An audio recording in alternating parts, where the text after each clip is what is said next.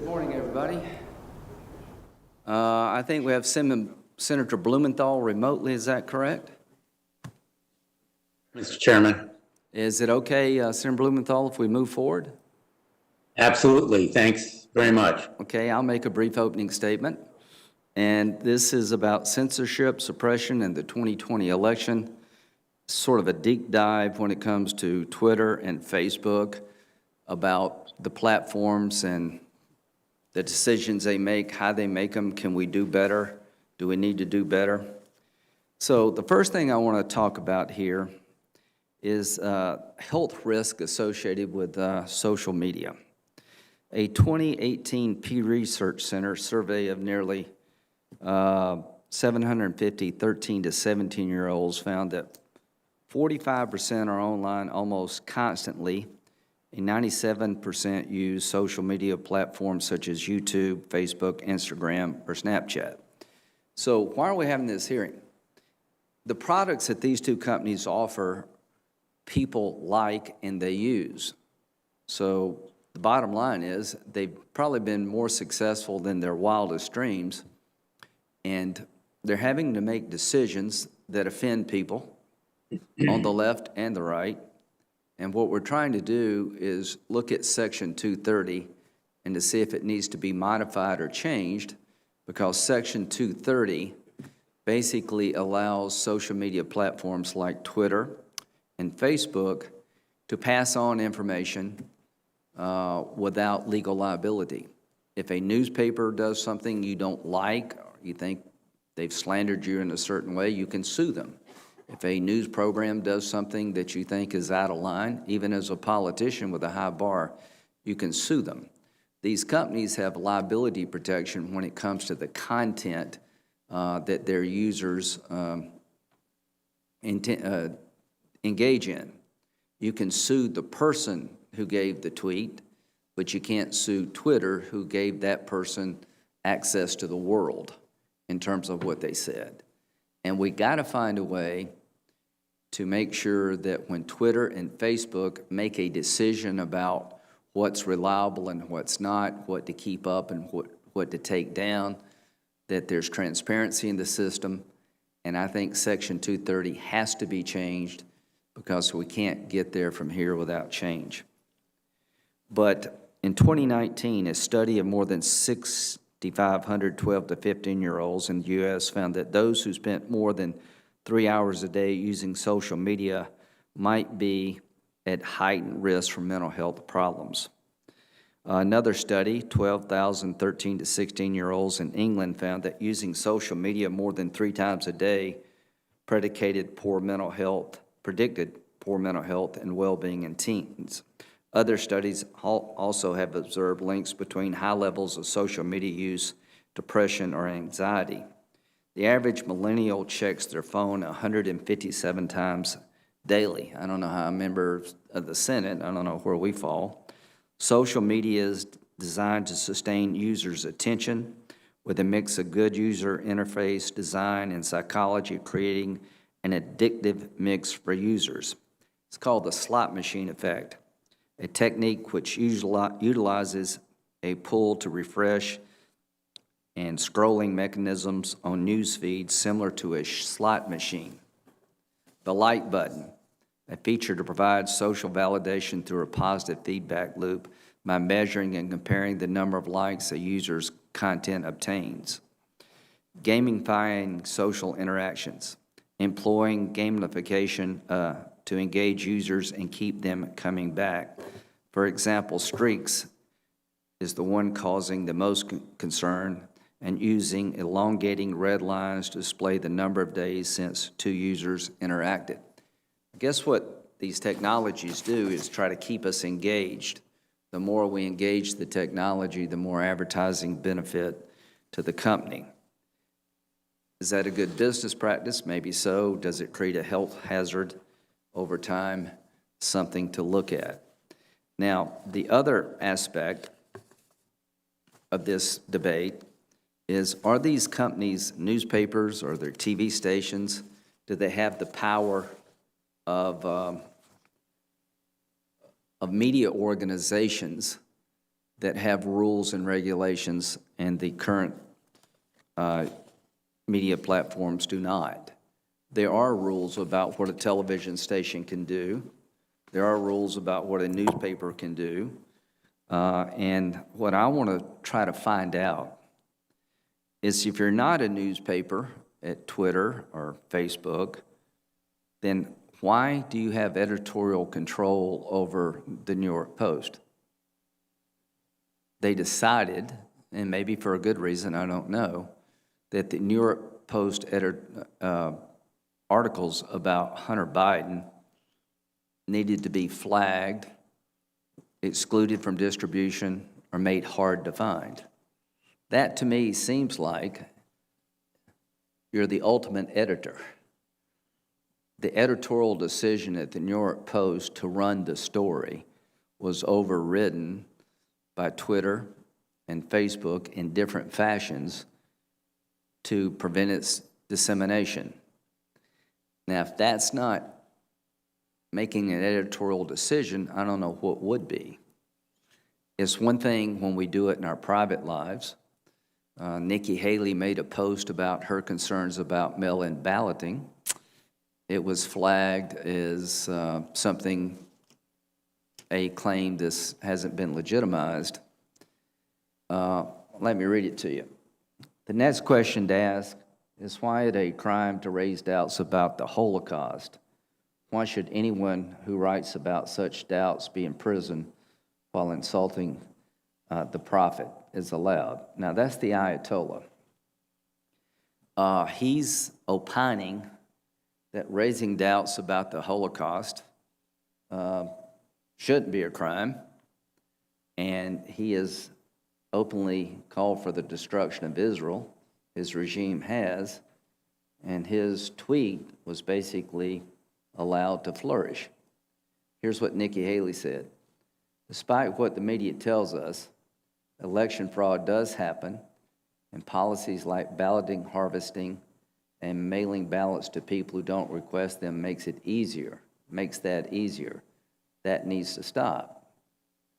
This claim about election fraud is disputed. Well, that's her opinion. She believes, like I do, that mail-in balloting is ripe for fraud if you can't verify the signature, and if we just send mail ballots out to the world that are not requested, and you don't have a signature verification system that can be trusted, you have in fact led to harvesting of ballots for nefarious purposes. The question for us as a country, at what point do the decisions by these organizations cross a line? At what point do they have to assume responsibility that Section 230 shields them from? And to the people who are about to testify, I consider your products to have changed the world mostly for the good. We're able to interact among ourselves. We're able to talk to each other and share life experiences. We're able to, in real time, communicate to our neighbors and our friends and those who oppose us what we think with technology that just makes it instantaneous and can literally light up the world. Section 230 was developed to allow these technologies to flourish. Early on, if you could sue Twitter or Facebook for content on a Facebook posting or a tweet, and they were liable for what somebody else said or what they felt or did, then the company would have probably never been in existence. The companies are trying to help us deal with child pornography.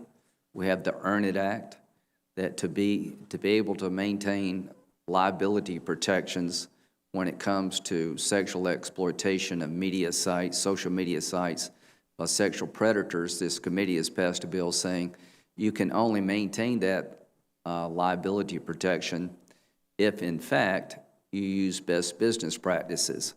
And that's where I think we need to be going. My hope is that we change Section 230 to incentivize social media platforms to come up with standards that are transparent and opaque that will allow us to make judgments about their judgments, that the fact checkers be known, that the community standards, who sets them, what are their biases, and give some direction to these companies because they have almost an impossible task. They're literally trying to engage in telling us what's reliable and what's not based on cable news commentary or tweets from politicians or average citizens. Nobody in a free society has ever had that responsibility before. And the question is, how do you control that responsibility? I don't want the government to take over the job of telling America what tweets are legitimate and what are not. I don't want the government deciding what content to take up and put down. I think we're all in that category. But when you have companies that have the power of governments, have far more power than traditional media outlets, something has to give.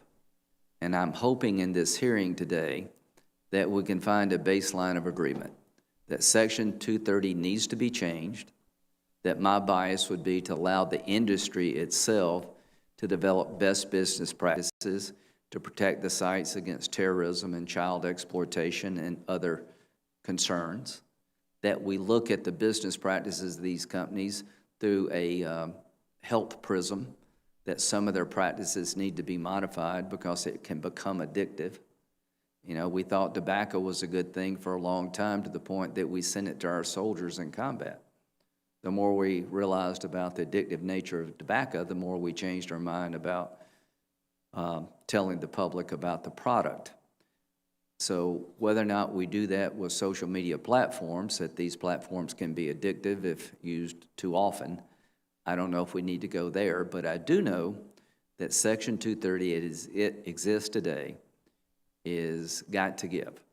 And I think there's Republican and Democrat concern about the power that's being used by social media outlets to tell us what we can see and what we can't, what's true and what's not, to the extent that Section 230, in my view, has to be rewritten. So that's the purpose of this hearing, is to find a way forward to bring about change. And when it comes to social media platforms in Section 230, change is going to come. With that, Senator Blumenthal. Thank you very, very much, Mr. Chairman, and thank you for having this hearing today. And I look forward to cooperating with you, not only in this hearing, but in the upcoming Congress on our Earn It bill, on other measures, because you're absolutely right.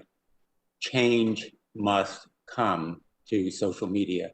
The fact is, we meet today in an unprecedented and precarious moment in American history. Daily, the president shocks our conscience and shakes the very foundations of our democracy using a powerful megaphone, social media.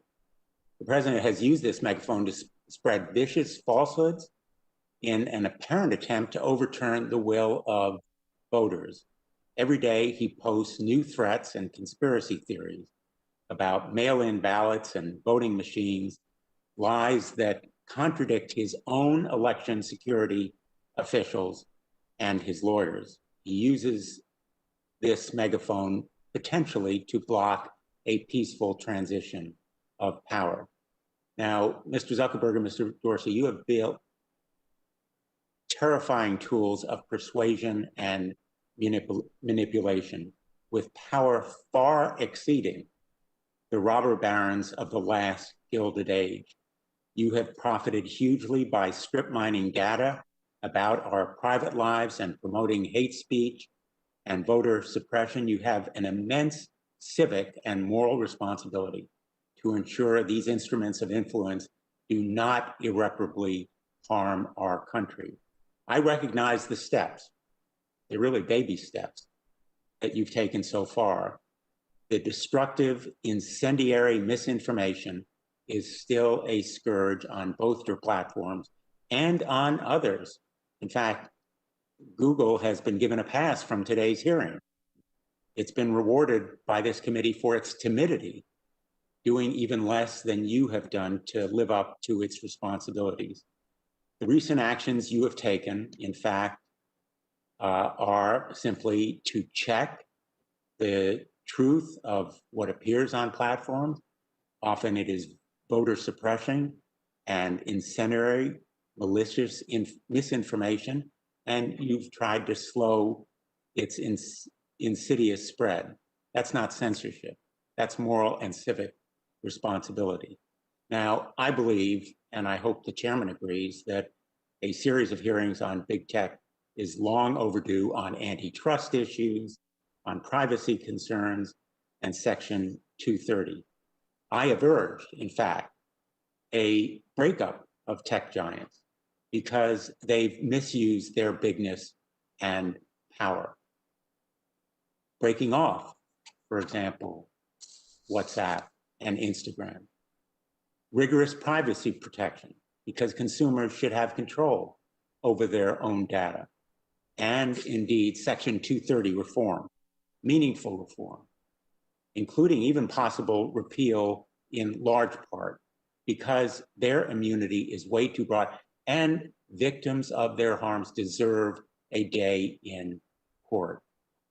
But this hearing is certainly not the serious proceeding that we need. It may become a political sideshow, a public tar and feathering. My colleagues seem to want to ignore the foreign disinformation campaigns intended to interfere in our democracy and calls for murder of FBI Director Wray and Dr. Fauci. What we've seen here are fighting words and hate speech that certainly deserve no free expression protection. The fact is that the purpose of today's hearing seems as much to bully or browbeat you, Mr. Zuckerberg and Mr. Dorsey, from taking even more responsible action by threatening cuts to Section 230. Censorship is really a misnomer for this hearing. What you've done is to label and to fact check, to avoid amplifying misinformation, and to, in effect, impose those labels to alert people that what they are consuming may misinform them. And Facebook took down ads for Biden in Michigan and the ACLU in Colorado for mistaken information about voting. In short, there was action that affected both sides. I have fought for Section 230 reform for 16 years, from my time as Connecticut's Attorney General, when I took on the scourge of registered sex offenders grooming children on Facebook and MySpace. With Senator Portman, I have led passage of the only successful revision so far to Section 230, the Stop Enabling Sex Traffickers Act, known as SESTA. And Chairman Graham and I have authored the only bill to reform Section 230 that is actually moved out of a committee. This section, the Earn It Act, passed this committee unanimously. Change is going to come, no question. Change is on the way, and I intend to bring aggressive and targeted reform to Section 230. But I am not, nor should we be on this committee, interested in being a member of the speech police. There are real harms and real victims here. And in some ways, this hearing is a betrayal of those real harms and the real victims of them. Those harms have been caused by big tech because you have failed your responsibility, as have others in this industry. I want to see real reform that will enable these abuses to be reformed, because your platforms have embraced, abused, and weaponized child predators, violent white supremacists, and human traffickers. And I've heard heart-wrenching stories from the victims. You've set back civil rights protections for Muslim Americans who live in fear of armed militias, organized by private online groups. You have set back consumers and competition, making that kind of antitrust action very, very important. The American public deserves and demands real reform and accountability, national consumer privacy rules, antitrust principles that curb predatory power, and reforms to Section 230 that stop shutting the courthouse door to victims. I look forward to an opportunity for real change, and I think you can meet this moment by putting your power and your money on the right side of history. Thanks, Mr. Chairman. Well, thank you. Lot to unpack there. Senator Blumenthal's been great to work with. I'll continue to work with you. If we keep control of the committee, Senator Grassley would be the chairman next year, and I would encourage him to have the hearings that Senator Blumenthal referenced, that this is an ongoing conversation to get it right to the extent that we can get it right. Mr. Dorsey from Twitter, are you with us, Mr. Dorsey? I am. You hear me? Thank you. The floor is yours. Thank you to the members of the Judiciary Committee for the opportunity to speak with the American people about Twitter and your concerns around censorship and suppression of a specific news article, and generally what we saw in the 2020 U.S. elections conversation. We were called here today because of an enforcement decision we made against the New York Post based on a policy we created in 2018 to prevent Twitter from being used to spread hacked materials. This resulted in us blocking people from sharing a New York Post article, publicly or privately. We made a quick interpretation, using no other evidence, that the materials in the article were obtained through hacking, and according to our policy, we blocked them from being spread. Upon further consideration, we admitted this action was wrong and corrected it within 24 hours. We informed the New York Post of our error and policy update and how to unlock their account by deleting the original violating tweet, which freed them to tweet the exact same content and news article again. They chose not to, instead insisting we reverse our enforcement action. We did not have a practice around retroactively overturning prior enforcements. This incident demonstrated that we needed one, and so we created one we believe is fair and appropriate. I hope this illustrates the rationale behind our actions and demonstrates our ability to take feedback, admit mistakes, and make changes, all transparently to the public. We acknowledge there are still concerns around how we moderate content, and specifically our use of Section 230. 3 weeks ago, we proposed 3 solutions to address the concerns raised, and they all focus on services that decide to moderate or remove content. They could be expansions to Section 230, new legislative frameworks, or a commitment to industry-wide self-regulation best practices, requiring 1, moderation process and practices to be published, 2, a straightforward process to appeal decisions, and 3, best efforts around algorithmic choice are suggestions to address the concerns we all have going forward. And they're all achievable in short order. It's critical as we consider these solutions, we optimize for new startups and independent developers. Doing so ensures a level playing field that increases the probability of competing ideas to help solve problems going forward. We mustn't entrench the largest companies any further. Finally, before I close, I wanted to share some reflections on what we saw during the US presidential election. We focused on addressing attempts to undermine civic integrity, providing informative context, and product changes to encourage greater conversation. We updated our civic integrity policy to address misleading or disputed information that undermines confidence in the election, causes voter intimidation or suppression or confusion about how to vote, or misrepresents affiliation or election outcomes. More than a year ago, the public asked us to offer additional context to help make potentially misleading information more apparent. We did exactly that, applying labels to over 300,000 tweets from October 27th to November 11th, which represented about 2.2% of all US election-related tweets. We also changed how our product works in order to help increase context and encourage more thoughtful consideration before tweets are shared broadly. We're continuing to assess the impact of these product changes to inform our long-term roadmap. So thank you for the time. I look forward to a productive discussion focused on solutions. Thank you, Ms. Dorsey. Mr. Zuckerberg. Thank you, Chairman Graham, Ranking Member Blumenthal, and members of the committee. At last month's hearing, I spoke about the role internet platforms play in supporting democracy, keeping people safe, and upholding fundamental values like free expression. People have deeply held beliefs about these issues and can reach very different conclusions about the right balance.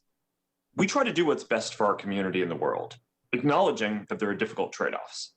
I believe that some of these trade-offs and decisions would be better made through a democratic process, and I look forward to discussing that today. But first, I want to update you on our efforts during the election. At Facebook, we took our responsibility to protect the integrity of this election very seriously. In 2016, we began to face new kinds of threats, and after years of preparation, we were ready to defend against them. We've built sophisticated systems to protect against election interference that combine artificial intelligence, significant human review, and partnerships with the intelligence community, law enforcement, and other tech platforms. We've taken down more than 100 networks of bad actors who are trying to coordinate and interfere globally. We established a network of independent fact-checkers that covers more than 60 languages. We made political advertising more transparent on Facebook than anywhere else, and including TV, radio, and email. And we introduced new policies to combat voter suppression and misinformation. Still, the pandemic created new challenges: how to handle misinformation about COVID and voting by mail, how to prepare people for the reality that results would take time, and how to handle if someone prematurely declared victory or refused to accept the result. So in September, we updated our policies again to reflect these realities of voting in 2020 and make sure that we were taking precautions given these unique circumstances. We worked with local election officials to remove false claims about polling conditions that might lead to voter suppression. We partnered with Reuters and the National Election Pool to provide reliable information about results. We attached voting information to posts by candidates on both sides and additional contexts to posts trying to delegitimize the outcome. We locked down new political ads in the week before the election to prevent misleading claims from spreading when they couldn't be rebutted. We strengthened our enforcement against militias and conspiracy networks like QAnon to prevent them from using our platforms to organize violence or civil unrest. Altogether, I believe this was the largest election integrity effort by any private company in recent times. This is what people expect of us. And I'm glad that from what we've seen so far, our systems performed well. But election interference remains an ongoing threat that will never fully be solved, so we continue to improve with each election. But our integrity work is really only half the story. We also ran an unprecedented civic engagement program to encourage people to take part in our democracy. We ran the largest voter information campaign in history. 140 million people visited our voting information center, including more than 33 million on election day alone. We estimate that we helped more than 4.5 million people register to vote and helped states recruit 100,000 poll workers. This was done in a transparent and nonpartisan way as part of our ongoing commitment to supporting the civic process. And on top of these efforts by Facebook, my wife Priscilla and I personally donated $400 million to support election officials around the country in making sure that they had the infrastructure they needed to enable everyone to vote safely during this pandemic. In my last testimony, I said that people would judge us by our performance during this election. And I believe that the full story is not only how we handled bad behavior on our platforms, but also how we encouraged civic engagement more broadly. I'm proud of the work we've done to support our democracy, and I look forward to discussing this. I also welcome the opportunity to discuss internet regulation. I believe we are well overdue to update the rules for the internet around content, elections, privacy, and data portability. There are important questions here, including who should be responsible for what people say online. For any system to work, I believe there needs to be a transparent process that people feel they can trust. And this will be difficult, especially since our country is so divided, but I believe it's the only way to address these issues for the long term. The challenges that we face are deeper than any one platform. They're about how we want to balance basic social equities that we all care about, like free expression, public safety, and privacy. This is why I believe we would benefit from clearer guidance from elected officials, and I look forward to discussing this today. Well, thank you both. We'll have one round and 7 minutes, but I'll, as always, try to be a little bit liberal with the time because it's a very important topic. So let's just get right into it. Mr. Dorsey, you can go first, then Mr. Zuckerberg. When you heard Senator Blumenthal's opening statement and mine, what did you get from it? Well, I think you pointed out that we are facing something that feels impossible.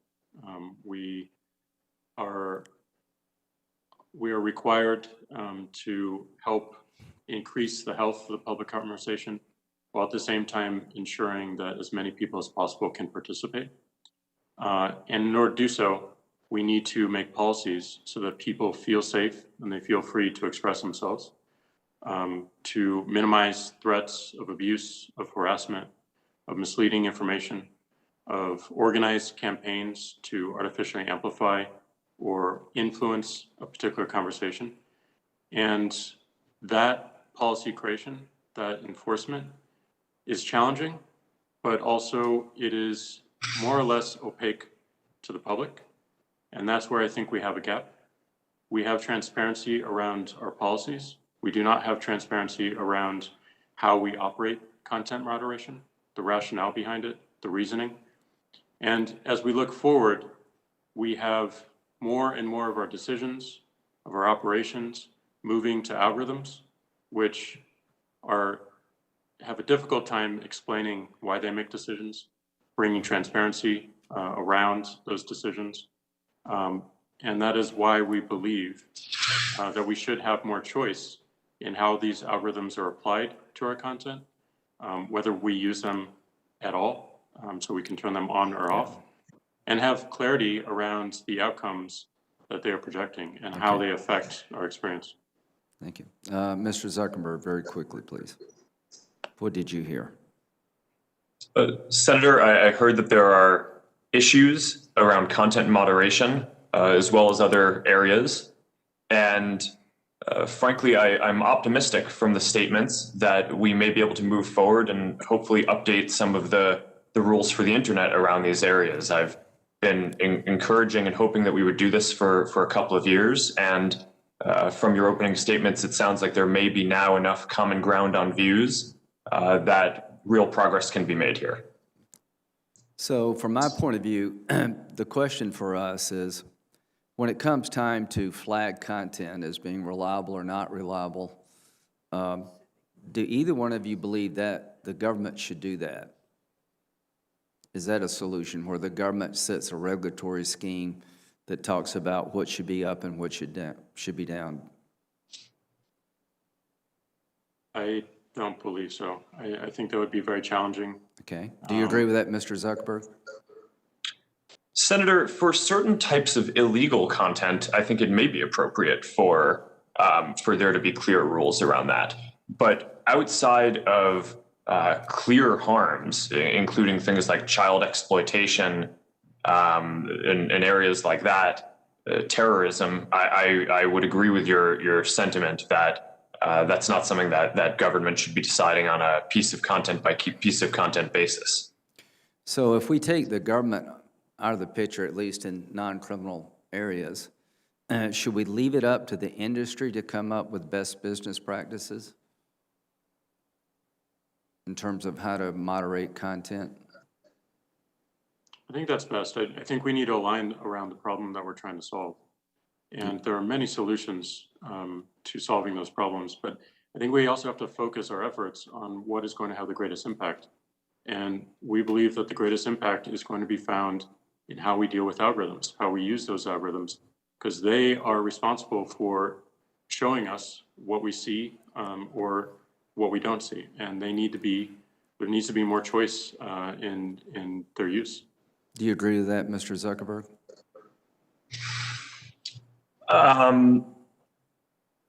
Senator, I think that that there is a role for regulation in the process, even if not defining on a piece of content by piece of content basis. And one of the areas that I've advocated for is regulation around transparency that goes beyond just about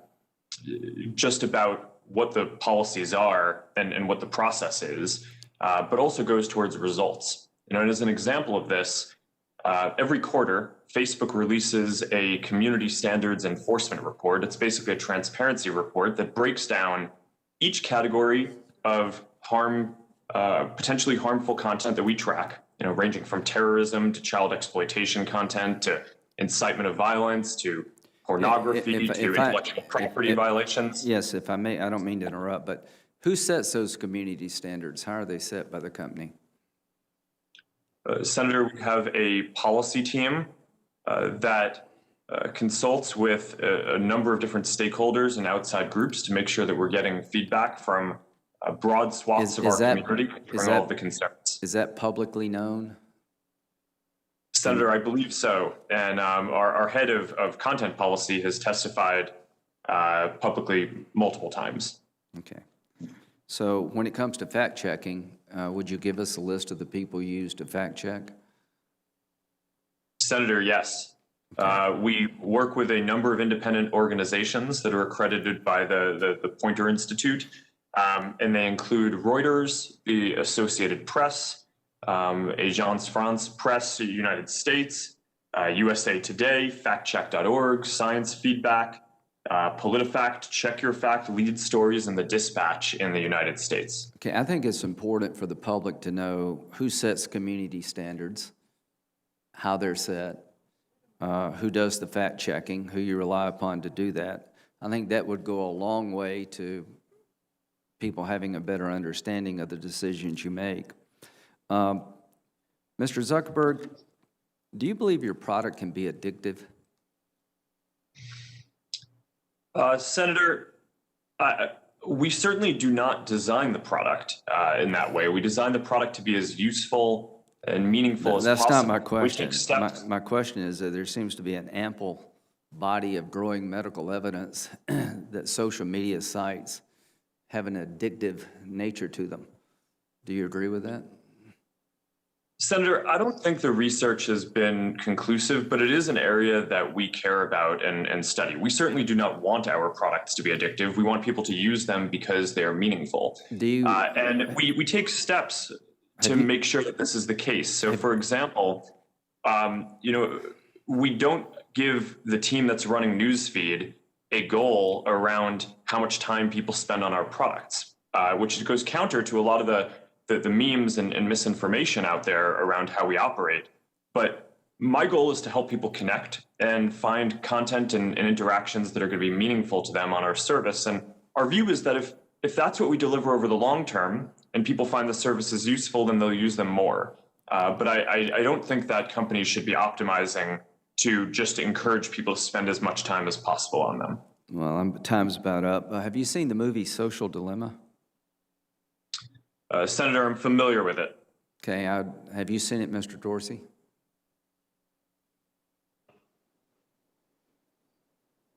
No, I have not.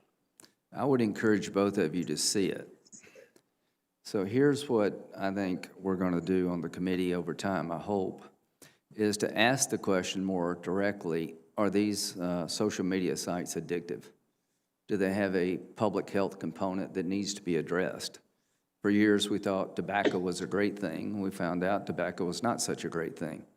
The medical science around these websites are becoming very concerning to me, particularly among children, and that you can manipulate how many times you watch. And you can set these media sites up so that people will constantly interact. So to both of you, I appreciate coming before the committee. We've got a long way to go. I don't think the government needs to regulate what we think or what we say, but we've got to up our game here. And I'll end with this last question. Do both of you support change to 230, reform of Section 230? Senator, I do. Mr. Dorsey? Yes. Thank you. Senator Blumenthal? Thanks, Mr. Chairman. Let me bring this down to very practical terms. We're in the middle of another election. This election in Georgia could determine, in fact, which party controls the United States Senate. I'm concerned that both of your companies are, in fact, backsliding or retrenching, that you are failing to take action against dangerous disinformation, exactly the same kind of voter suppression tactics that existed in the last election, and that you are, in fact, reducing content modification. The fighting words and hate speech in the last election could inflame violence and send poll workers into hiding, discourage people from coming to the polls. We have to expect the same kinds of malign tactics. In fact, they are already visible, and I'm going to ask, Mr. Chairman, that these posts and tweets be entered into the record, if there's no objection, that are aimed at delegitimizing the election in January. My question to you is, will you commit to the same kind of robust content modification playbook in this coming election, including fact-checking, labeling, reducing the spread of misinformation, and other steps, even for politicians in the runoff elections ahead?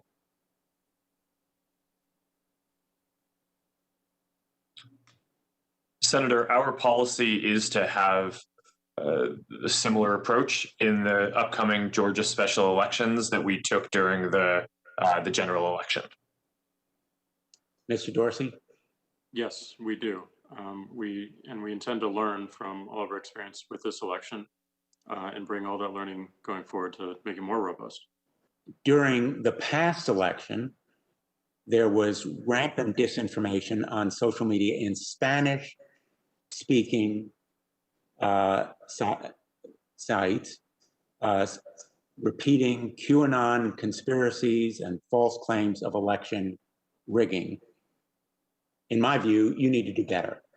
Will you commit to taking steps to improve content modification for Spanish-speaking communities before the Georgia runoff?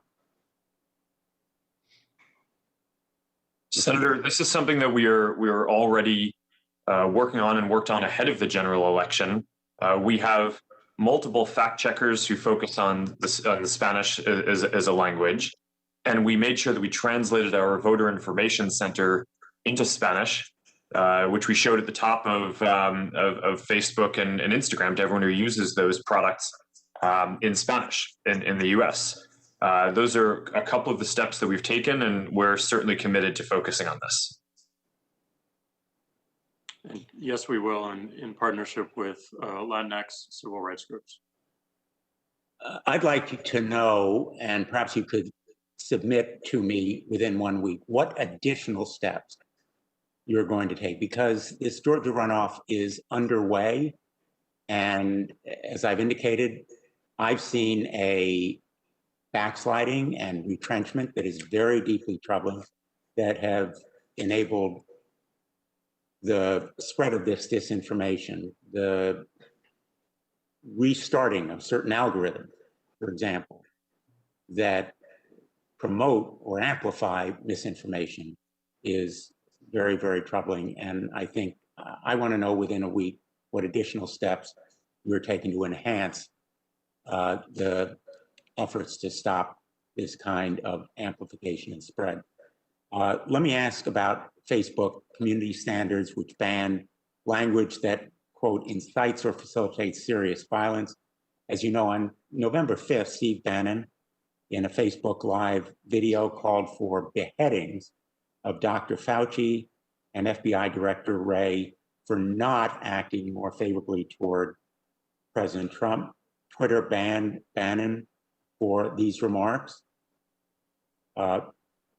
You removed the video. Mr. Zuckerberg, but on Thursday, you reportedly told Facebook employees that Bannon had not violated enough policies that he should be banned from Facebook. My question to you is, how many times has Steve Bannon allowed the call for the murder of government officials before Facebook suspends his account? Senator, as you say, the content in question did violate our policies and we took it down. Having a content violation does not automatically mean your account gets taken down, and the number of strikes varies depending on the type of offense. So if people are posting terrorist content or child exploitation content, then the first time that they do it, then we will take down their account. For other things, it's multiple. I'd be happy to follow up afterwards. We try not to disclose these. Down his account. Sorry, I didn't hear that. Will you commit to taking down that account, Steve Bannon's account? Senator, no, that's not what our policies would suggest that we should do in this case. According to the internal records that are on the record now, leaked by NBC News, Facebook has removed fact checks and forgiven infractions for conservative pages and pundits such as Breitbart, Donald Trump Jr., Eric Trump, and Gateway Pundit, based on a fear of accusations of bias. Has Facebook avoided penalizing or fact-checking conservative pages that had violated its policies based on concerns of political bias and allegations of bias? Senator, no, we haven't done that. And I think that those reports mischaracterize the actions that we take. I'm not aware of any instance where we have overturned a fact check specifically. And certainly no action like that would be taken for the reasons that you're saying. What we do sometimes is apply some judgment on whether the repeat offender policies would render too harsh of a penalty, but that's different from overturning a specific fact check, and is not done for the reasons that you said. Well, I'm very concerned that, in fact, Facebook seems to have a record of making accommodations and caving to conservative pressure, and the president has tried to use an executive order on Section 230 to again bully or browbeat and exert pressure on you and others in this industry. They're, in effect, working the refs and they're winning. Let me ask you about antitrust issues. In 2013, Facebook bought Onavo, which is a virtual private records network that claimed to protect users' privacy. In fact, Onavo's access to private information about its users provided Facebook with unparalleled ability to track potential competition. I want to know whether Facebook used data from Onavo when it decided to purchase WhatsApp in 2014. Senator, I believe that data from Onavo was one of the sources that the team looked at, but I don't think it would have taken using Onavo to understand that WhatsApp was a great product. And I don't think that was determinative in my decision to pursue that. Well, in fact, the House antitrust report says Onavo data was used to determine whether WhatsApp was, quote, killing Facebook Messenger, end quote. My time has almost expired, but let me just say finally that antitrust action by the Federal Trade Commission is long overdue. I believe that decisive action is necessary, including very likely breaking up Facebook as a remedy. All options ought to be on the table, including divestment of Instagram and WhatsApp. The FTC ought to impose strict conditions on how Facebook uses consumer data and competes with rivals, because the abuse of competition must end. Mr. Chairman, I ask that 3 letters from civil rights groups regarding disinformation and hate speech on Twitter, Facebook, and YouTube, and also a letter from a coalition of children's protection advocates on the Earn It Act and child sexual abuse material on digital platforms be entered into the record. Thank you both for being here today. Without Thank you, Mr. objection, Senator Cornyn. Thank you, Mr. Chairman. Well, I'm glad to hear both of our witnesses today say that Section 230, that they are open to reform, because I think it's fair to say the internet has outgrown Section 230. And while we've made some modifications when it comes to terrorism and when it comes to child exploitation, I think there's more to do. But I think the question is going to be how this regulation is going to come to pass. I know there's some, including on this committee, who suggest that maybe we ought to create a private right of action so that individuals can sue over claims of violated rights on your platforms. I think that's one form of regulation. It's called regulation by litigation, but it's certainly not my first choice, and it's not optimal. And I don't think it's something we ought to be embracing in the first instance. But I do think it's critical that each of you and your counterparts work with us to try to come up with something that will address the concerns. And the basic concern I have is it's hard to know exactly how to classify your business model. It's we have a provision in the Bill of Rights protecting freedom of the press, but yet here, while we would never let the government regulate what the press writes or doesn't write, essentially we are allowing private companies, which are now de facto public forums, to regulate that speech. And I'm no more comfortable delegating those decisions to you than I am delegating to you my vote in the last or upcoming elections. You know, Louis Brandeis famously said that the solution for bad speech is not less speech, it's more speech. And it seems to me like the practices that you are engaging in to tag, remove, and otherwise censor speech on your platforms violates that principle. And I'd like to know why that shouldn't be a better approach by allowing more speech rather than censoring what is perceived as bad speech. And then, as I think I've discussed with you, Mr. Zuckerberg, I think we're all sort of struggling to come up with what the appropriate analogy here is to your business model. We know as newspapers have become less profitable and many of them gone out of business, there's been consolidation in the news media. There is a proliferation of cable TV shows and people being able to get information through a variety of sources, but there's no Walter Cronkite or the big TV networks that with the trusted anchor person who people have confidence in, that they will shoot with them straight. And so I know it's a very difficult thing to manage, but I would just encourage both of you not to wait for the lawsuits. We saw what happened to Microsoft. I think Bill Gates said that was one of his biggest mistakes, failing to engage with some of the antitrust concerns when it came to Microsoft, and he learned that the hard way. And I think there is a better way for the American people, and that's if we work on this together.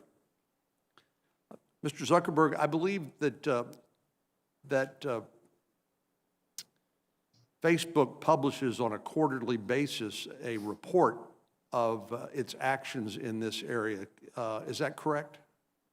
Senator, that's correct. And could you describe that for us and what motivated you to undertake that sort of transparency? Yes. Senator, I believe that in order for people to trust that we're doing a good job, they have to be able to see the results. And we have to be able to break down on a content on a kind of category by category basis across all the different categories of harm, whether it's terrorist content or child exploitation or incitement of violence or pornography or intellectual property violations, how much of the violating content is on our platforms and how effective our systems are at removing it. And what we hold ourselves accountable towards is getting as high a percent of this harmful content down, addressing it before real people have to experience it and report it to us themselves. So in categories where we do quite well, for example, in fighting against terrorist content, our AI systems and counterterrorism teams are able to remove 98 or 99% of that harmful content before anyone has to report it to us. In other categories, it's more challenging and we're still making more progress.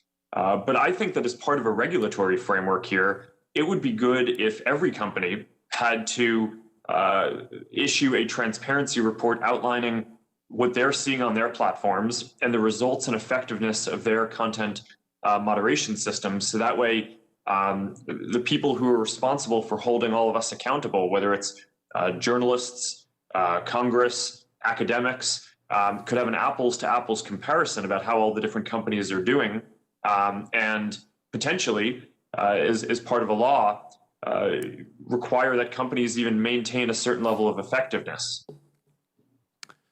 Thank you. Mr. Dorsey, when Twitter decided to take down the story, the New York Post story on Hunter Biden's laptop, did you do that under your terms of service, or did you do it under some other claim of authority? We did it under our terms of service, which, as you know, everyone agrees to when they sign up for Twitter. And this was a policy around distribution of hacked materials. We did not want Twitter to be a distribution point for hacked materials.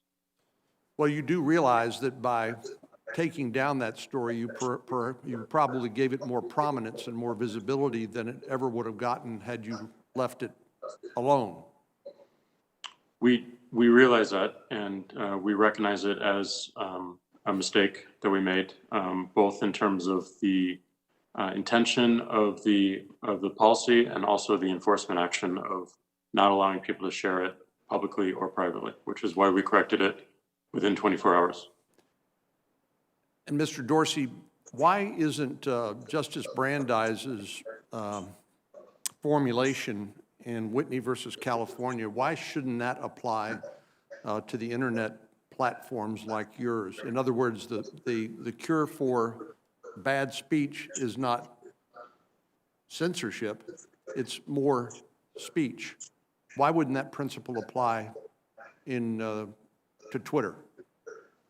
I think it does apply. All of our policies are focused on encouraging more speech. What we saw and what the market told us was that people would not put up with abuse, harassment, and misleading information that would cause offline harm.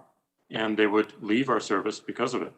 So our intention is to create clear policy, clear enforcement that enables people to feel that they can express themselves on our service and ultimately trust it. So it was a business decision.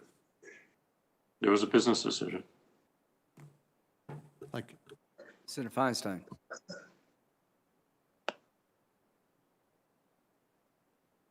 Thanks very much, Mr. Chairman. Mr. Dorsey, in recent hearings before the Senate Commerce Committee, you said, I think, that Twitter has a policy against misinformation relating to civic integrity. President Trump and his allies have tweeted hundreds of false claims about the 2020 election. Trump has falsely claimed victory and alleged widespread voter fraud. So here's the question. Does misinformation about the results of an election and voter fraud relate to civic integrity? Why or why not? Yes, it does, and we label those tweets when the election has not been called yet, or multiple sources have called it differently. I'm sorry, I didn't understand that. Did you say you have been able to tweet? No, we have labeled the tweets that would indicate a different result in the election, called by multiple sources. I see. At what point was that done? Throughout the period, October 11th to up till today. So when the tweet was initially came in, how long was it before you, quote, updated it? We didn't update it. We put a label on it, pointing to the broader conversation. Our goal is to connect people with more information around what's happening with the election. And that was, and that occurred anywhere from 5 minutes to 30 minutes, but as quickly as we can. Thank you. Is 30 minutes the maximum time? I don't know. We can get you that information. Would We'll follow you, up. I'm interested in this. Does misinformation about the results of an election and voter fraud relate to civic integrity? Why or why not? Yes, it does. And we also label those tweets that would indicate whether fraud was happening. And again, we connect those to larger conversations on the platform. So we want to provide context here. That is our goal, providing more context, providing more information.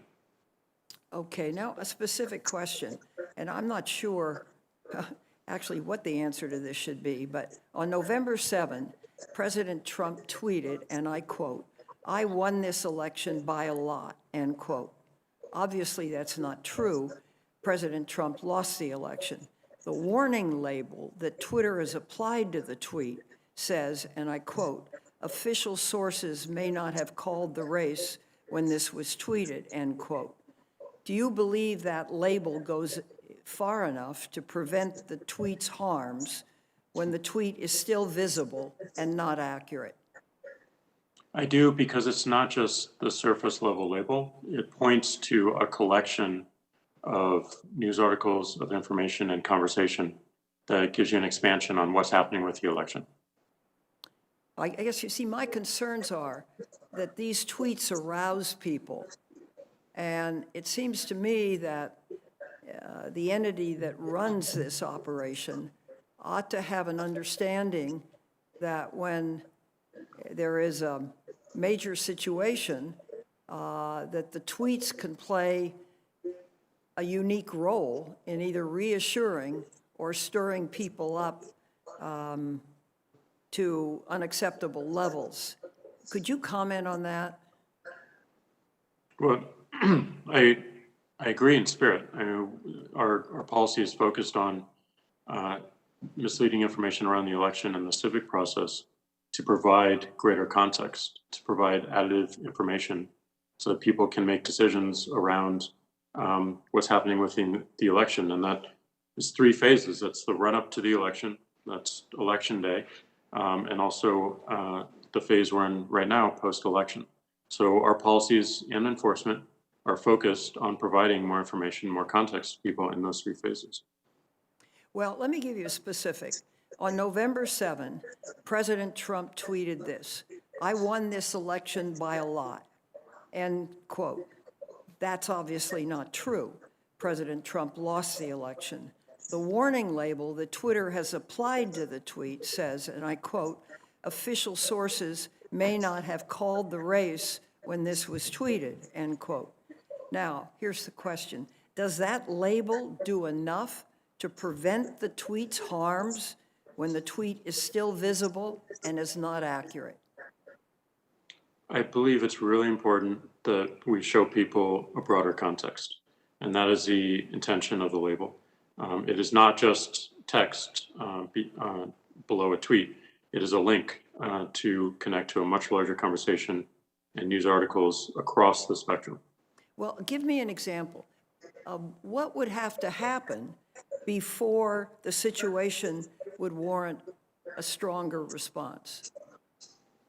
Well, we did have stronger responses during Election Day and the week after, where we did put an interstitial, meaning that you had to click through to see the content of the tweet, and it limited spread for anything that went against our civic integrity policy, including premature calls to election results. Well, let me give you one more. November 12, President Trump tweeted a conspiracy theory that 2.7 million votes for him were deleted. The warning label that Twitter has applied to that tweet said, quote, "This claim about election fraud is disputed." Now, here's the question, and I think it is a tough issue. Do you believe this label does enough to prevent the tweet's harms? When the tweet is still visible, it's a highly emotional situation, but the tweet has no factual basis. But the tweet has a link to more information, to more conversation and more context that informs the situation, what's happening. So I do believe that connecting people to the larger conversation, giving them more context, is the right path here. But they have to move to solicit that contact, right? It's not contained as an addendum to the original tweet. The label is an addendum to the original tweet, and if you tap on it or click it, you will go to an expansion of the information. I see. Can I ask a question, Mr. Zuckerberg? Is he? Yes, you may, if you, one Thank you. more, if that'd be okay.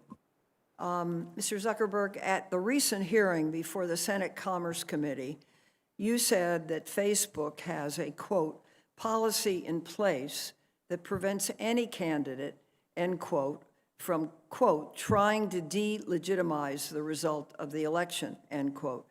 But the hashtags "steal the vote" and "voter fraud" garnered more than 300,000 interactions on your platform in the hours after Mr. Trump falsely declared victory.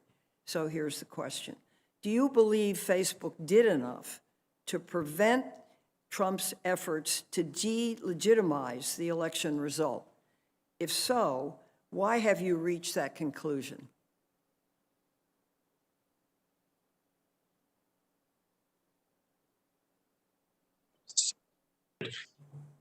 Senator, I believe that we've taken some very significant steps in this area, not just the adding additional context to specific posts and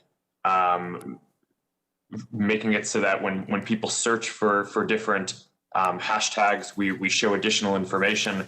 But we also took the unprecedented step of putting the Voter Information Center at the top of Facebook and Instagram for everyone in the US that showed them reliable information about the election, including partnering with organizations like Reuters and the National Election Pool to show them accurate information about the results of the election. So all taken together, I think that we really went quite far in terms of helping to distribute reliable and accurate information about what was going on during this election. Okay, let me give you one more along this line. After President Trump falsely claimed that the election was being stolen, a group called Stop the Steal was started on Facebook. It grew to more than 300,000 users in less than a day, making it one of the fastest growing groups, I understand, in Facebook history. You shut the group down, but substantial damage already had been done. Trump supporters, some of them armed with assault weapons, held Stop the Steal rallies outside election offices. In Philadelphia, 2 armed supporters who had traveled from Virginia were arrested on their way to the city's vote counting center. Here's the question, and this is a tough one. What are your concerns about the spread of misinformation, no matter how innocent it is, or it is not innocent, like Trump's claims about the election, that they may incite violence? Senator, I'm very worried about this, especially any misinformation or content that could incite violence.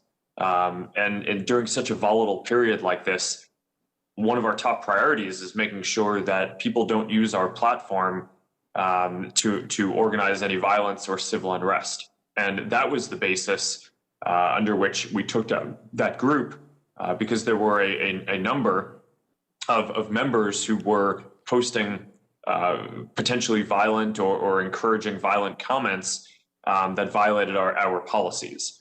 We also have broader policies in place around trying to slow the spread of misinformation more broadly, even when it's not going to lead to some kind of violence or imminent harm. And that's why we've created this independent fact-checking program where we work with more than 80 partners around the world to help do fact-checking, because people in our community have told us they don't want to see misinformation, but they also don't want us to be deciding what is true and false.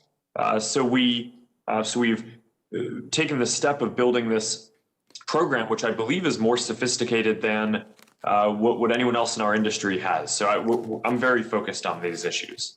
Well, I'm happy to hear that, because I'm really struck by it, that people armed with assault weapons as a product of a tweet could rally outside an election office.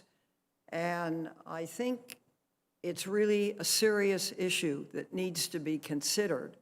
And there need to be, once you signal that and people respond to it, it has to be in some way abated or some way pointed out or restructured on the internet itself. Now, can you respond to that? Senator Feinstein, And concerns? I hate to, we're almost double the time. Could we? I'm sorry. That's all right. We're going to have a vote come up, and I apologize. Senator Lee. Thank you, Mr. Chairman.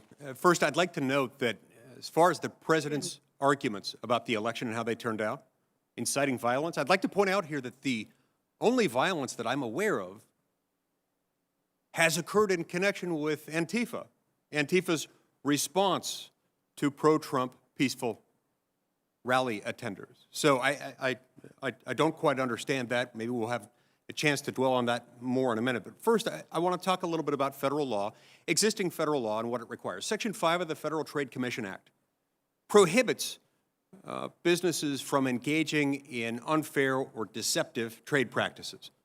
Compliance with this particular law requires that there be some consistency between what a company represents as their practices and their products and what they actually are. In other words, you can't sell one thing and provide another under the guise of providing something different than what's being sold.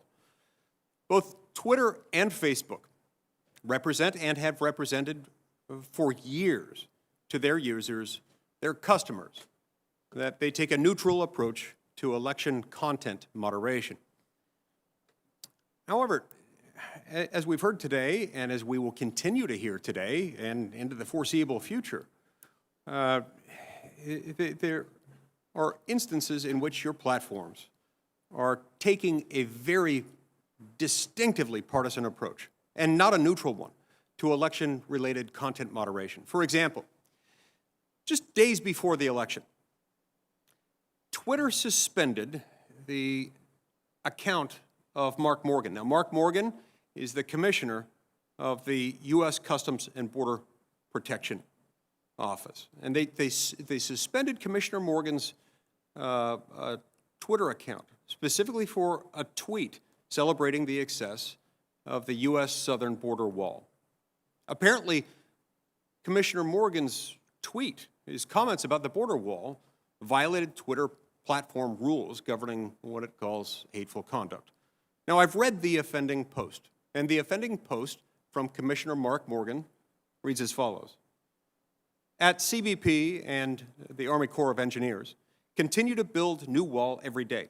Every mile helps us stop gang members, murderers, sexual predators, and drugs from entering our country. It's a fact. Walls work. Period. Close quote. Mr. Dorsey, can you tell me, in one sentence, what exactly is hateful about Commissioner Morgan's tweet that I just read? Well, we evaluated this tweet again, and we found that we were wrong. That was a mistake, and it was due to the fact that we had heightened awareness around government accounts during this time. So that was a mistake. We reverted it. Thank you. I appreciate that. We're going to get back to more of that in a minute and get back to the fact that, I understand that mistakes happen. But what we're going to see today is that mistakes happen a whole lot more almost entirely on one side of the political aisle rather than the other. Now, Commissioner Morgan's statement in that tweet, as was initially taken down, is factual. There's nothing remotely hateful about it, and yet it was taken down. Now, on October 15th, Facebook relied on a third-party fact-checker's assessment to ban 2 advertisements from Facebook for, quote, partly false information. Now, both of these advertisements were factual in nature, and they revealed Joe Biden's and Kamala Harris's views on late-term abortion. Joe Biden has stated that he won't accept any restrictions on abortion, and Senator Harris's views are such that she voted against requiring care for a child born alive during a botched abortion. The very next day, the third-party fact-checker issued a statement retracting the assessment and retracting it as erroneous. However, it stunningly took Facebook almost 2 more weeks until October 29th, when voting had already started in many jurisdictions, to lift the ban on these legitimate ads. Ads that the fact-checker had already declared a couple weeks earlier were erroneously taken down. So, Mr. Zuckerberg, why on earth did it take Facebook 2 weeks to correct this error? Senator, I'm not familiar with the details of us re-enabling that ad, so I can follow up with you after. It's possible that this was just a mistake or delay, and unfortunately, when we handle millions or billions of pieces of content a day, while we strive to do as well as possible and be as precise as possible, we will make some mistakes. Thank you. I appreciate your acknowledgement of the fact that there are mistakes. As I've noted previously, those mistakes sure happen a whole lot more on one side of the political spectrum than the other. Now, this is understandable. We're humans, but it's also understandable why this might occur. Maybe some of it has to do with your employees. 92.83% of Facebook employees who donated to federal candidates gave to Democrats. At Twitter, it's even more stark than that, as if it could get much more stark, but 99.3% of Twitter employees who donated to federal candidates gave to Democrats. And so these mistakes, they may be mistakes, but they're mistakes that rhyme. They may not repeat themselves, but they rhyme. And the consistent theme happens to be Republicans, conservatives, and pro-life activists. Now, I'd like to ask both of you, is there a list of every user or every content creator who has been deplatformed or had their content's reach altered or have had some other adverse action taken by either Facebook or Twitter altered? Is there some list that identifies each user for which that has happened? Mr. Zuckerberg, let's hear from you. Just a yes or no question. Does such a list exist? Senator, I'm not aware of anything like that existing. Mr. Dorsey, how about you? Not exactly sure what you're asking, but Yeah. we certainly. Simple question. Do you have a list of people, your users or content creators, who have had some adverse action taken against them, either being deplatformed or having their reach altered or something because of the content of their posts? Well, certainly whenever we take an action, it's recorded somewhere in a database, but I'm not sure if that's your intent. No, that's helpful. So what I'm hearing from both of you is that while there may not be an actual list, and I'd like you both to check to see if such a list exists, but even if there isn't, there is a de facto list because you have within your databases records of occasions when this has occurred. And so I'd like to ask both of you, if such a list exists, please send it to me. I'd like to see it. If such a list does not exist, you certainly do have the data necessary in order to generate some, and I request as a member of this committee that you generate such a list and provide it to me. Thank you very much, Mr. Chairman.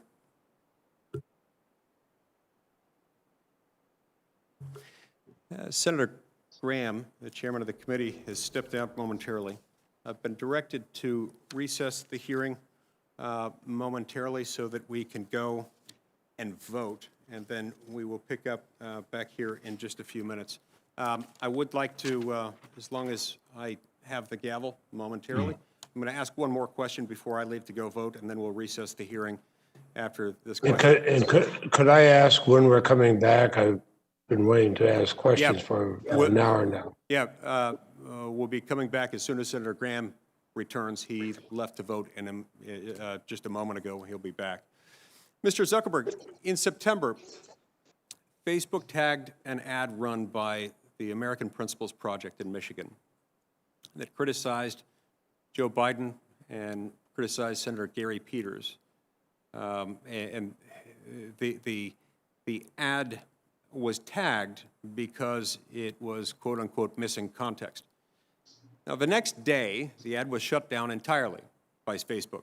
Facebook relied on a supposed fact check from PolitiFact, which is a nice way for you to avoid taking accountability for the problem, except that the fact check in question literally said that the ad, quote, makes, quote, predictions we can't fact check. Apparently, this had to do with lacking context. So when did lacking context become a new standard for political ads? I mean, all political ads, all ads in general, but certainly all political ads lack context.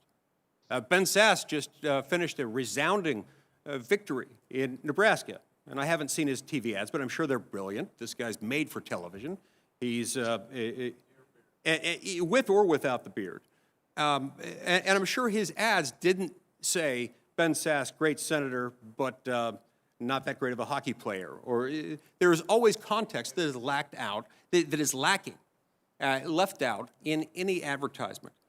So what does that mean? And have you applied the missing context label to any Democratic ads, a single one that you can identify? Senator, I'm not familiar with that specific standard, but as kind of a background on the fact-checking program, the basis of this is that we have heard resoundingly from our community that people do not want to see misinformation and believe that it is a problem.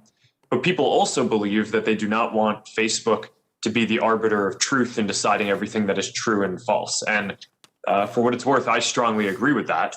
And I do not think it is the right thing for us to assume that role. So within those bounds, we've tried to create a fact-checking program that works with independent third parties who have been accredited by the Poynter Institute for Journalism, which I think is widely respected. And we give those fact checkers the latitude to determine whether ads or other content on our service is accurate. And if not, we apply some demotions or we prevent them from being run as ads. I can follow up in more detail afterwards on the specifics of your questions, since I'm not as familiar with them right now. I would appreciate that very much if you'd be willing to do that, because it's not only inconsistent with logic and with what the standards that apply in every other advertising context that I'm familiar with. It's also inconsistent with what Facebook itself does. Just to give you some context for that, while we're talking about missing context, I recently posted something about the election on Facebook. And my Facebook post was almost immediately tagged with the following, quote, election officials say that voter fraud, which is historically rare, has not affected the outcome in this election. They have confirmed that mail-in voting was conducted in accordance with state voting rules, close quote. Now, I find this a little disturbing. Tag, to me, sounds a whole lot more like state-run media announcing the party line rather than a neutral company, as it purports to be, running an open online forum. This kind of editorializing insulates people from the truth, and it insinuates that anyone concerned about voter fraud must be crazy. It also states it as if it were an irrefutable, neutral, objective fact.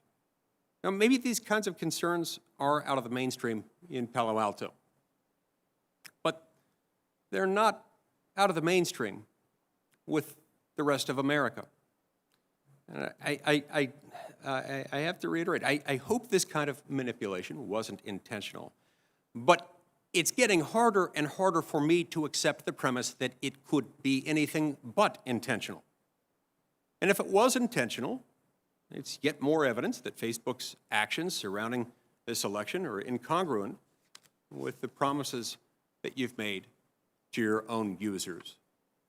And that's a problem. Consistent with the directions I've been given by Chairman Graham, we're now going to recess. I predict we'll be in recess for no more than 10 or 15 minutes until Chairman Graham returns. We stand in recess.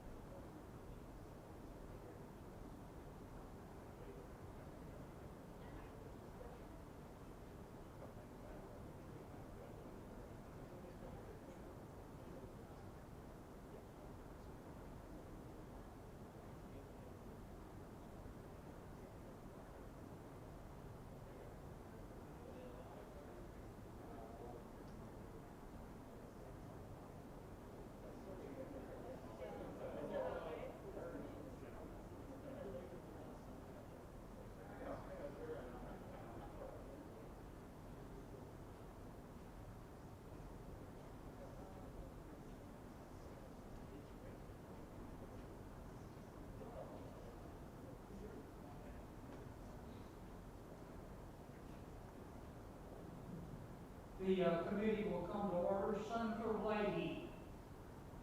Thank you. Can you hear me all right? Yes, sir. Good. Well, let me We start can by see you saying too, Senator. You look Beg great. pardon? It's my thick head of hair. That's what does it. But I want to say that I recognize the challenging position that the social media companies are in. You know, your platforms host much of the news that America and actually the world use to stay informed. So you're on the front line of both domestic and foreign disinformation campaigns, and you have to balance American ideals like freedom of speech. You have to limit hate speech. You have to limit dangerous misinformation. That's a significant challenge. I saw one of the people who came here to demonstrate last weekend in Washington saying they were there because they had found out that China had 1 minute before the polls closed dumped millions of votes for Joe Biden.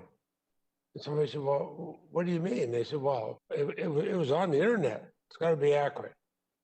But now your platforms have taken some positive steps. I mentioned that one thing, and I hear from people all the time who stop me with some of these misinformation, sometimes very dangerous misinformation.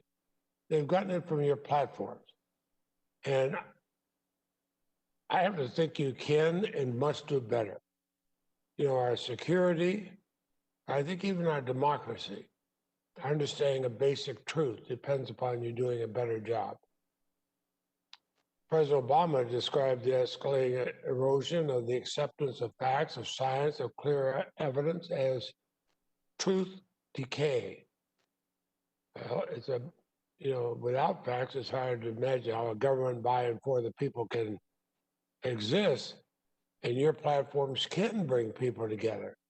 I think often they act as a form of driving people apart.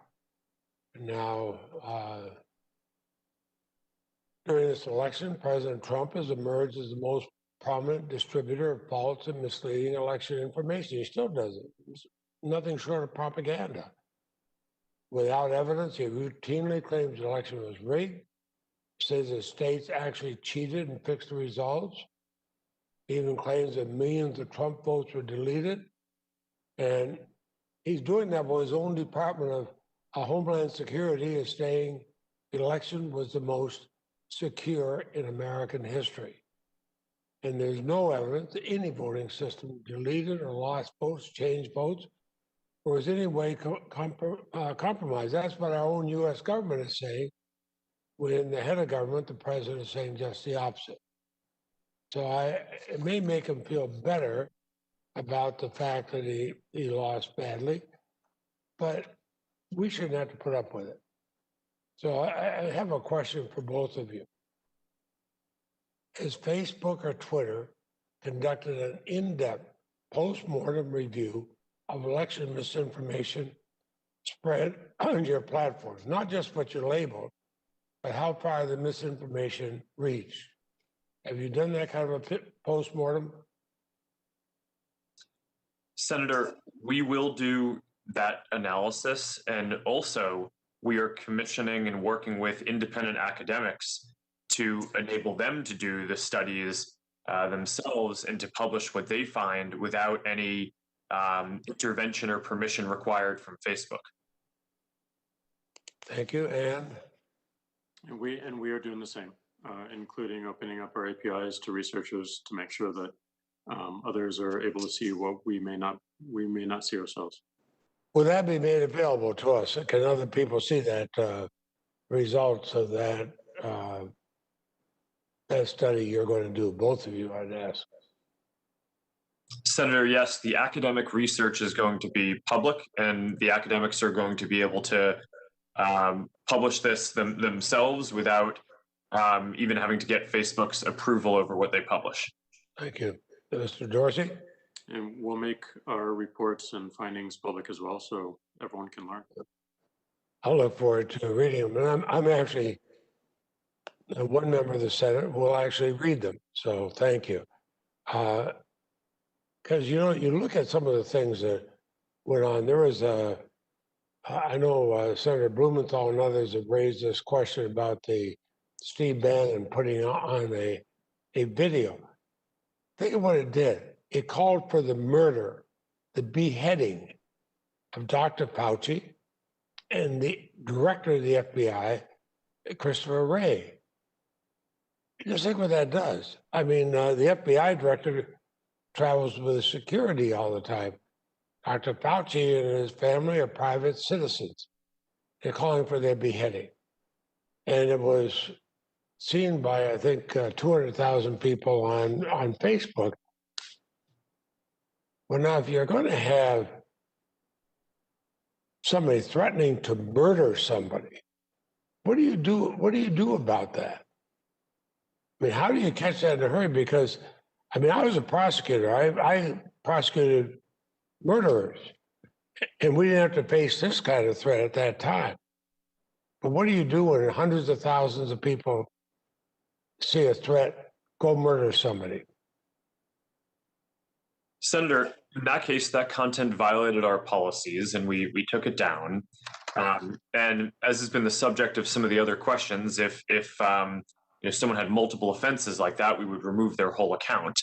Well, that I'm sure that's the threat that if they multiple times say go out and murder somebody, cut off their head, we're going to face a real problem. Facebook will take down our posting. Oh my goodness, what a deterrent. So, Senator, what we try to do is identify content that violates our policy before anyone in the community has to see it or even report it to us. And for some categories like terrorism, which I've cited before, about 98 or 99% of the content that we take down our AI and human systems find before anyone even has to report it to us. On hate speech, we're up to 94% of the content that we take down, our AI systems and content reviewers find it before people have to report it to us. What we try to drive on more effectiveness is basically finding more and more of that harmful content earlier before it is seen broadly across our system. Let me ask you about that because, we've had these discussions before. I'm deeply concerned about Facebook's role in spreading hate speech in Myanmar. Hate speech that helped fuel a genocide against the Muslim Rohingya people. And I mean, horrible. I've seen the pictures. I've seen what's happened to the genocide. Now, you've made some progress about this since you and I had talked about it last. But my understanding is that Facebook shuts down specific accounts that violate your content-related policy, but then the user can, of course, just create a new account. In Myanmar, for example, on October 8th, Facebook took down 38 inauthentic accounts created and controlled by members of the Myanmar military, in part to promote anti-Rohingya content. And I compliment you for doing that. But the Myanmar military just turned around and created new accounts to promote the same content. So in some way, you got a whack-a-mole problem here. But is there a way that you can stop these things, not just at the account level, but at the user level? And I use that as an example because people are being murdered in a systematic genocide. Please answer Senator Leahy's question, then we'll need to move on. But go ahead. Well, and I'm sorry to take long, but the previous questioner took all his time plus all the time that had been allotted to me. Yeah, no, we're at 2.5 minutes, and let's just wrap it up, but go ahead and answer the question. Senator, you're correctly pointing out that we did disable certain generals in the Myanmar military as dangerous figures, and they are not allowed to sign up for new accounts. But as you point out, these kind of integrity problems are not ones that there's a silver bullet or where you can ever fully solve them. We will always be working to help minimize the prevalence of harm, in the same way that a city will never eliminate all crime. You try to reduce it and get it and have it be as little as possible. And that's what we try to do through a combination of building AI systems to identify harmful content up front, hiring thousands of people and tens of thousands of people to do content review, and partnering with organizations, whether it's in the intelligence community, law enforcement, election officials, or in Myanmar, local civil society, to help us flag things that we should be aware of and on high alert about. Thank you, Mr. Chairman. I'll have some questions for the record for both of the witnesses. Thank you very much, Senator Lay. I appreciate that. Senator Cruz. Thank you, Mr. Chairman. Facebook and Twitter and Google have massive power. They have a monopoly on public discourse in the online arena. I will say it's dismaying listening to the questions from our Democratic colleagues, because consistently the message from Senate Democrats is for Facebook and Twitter and Google to censor more, to abuse their power more, to silence voices that Senate Democrats disagree with more. That is very dangerous if we want to maintain a free and fair democracy, if we want to maintain free speech. There was a time when Democrats embraced and defended the principles of free speech. There was a time when Democrats embraced and defended the principles of a free press. And yet there's an absolute silence from Democrats speaking up for the press outlets censored by big tech. There's an absolute silence for Democrats speaking out for the citizens silenced by big tech. Instead, there is a demand, use even more power to silence dissent, and that's a totalitarian instinct that I think is very dangerous. At the same time that big tech exercises massive power, it also enjoys massive corporate welfare through the effect of Section 230, a special immunity from liability that nobody else gets. Congress has given big tech, in effect, a subsidy while they become some of the wealthiest corporations on the face of the planet. Mr. Dorsey, I want to focus primarily on Twitter and ask you initially, is Twitter a publisher? Is Twitter a publisher? Yes. No, we are not. We distribute information. So what is a publisher? An entity that is publishing under editorial guidelines and decisions.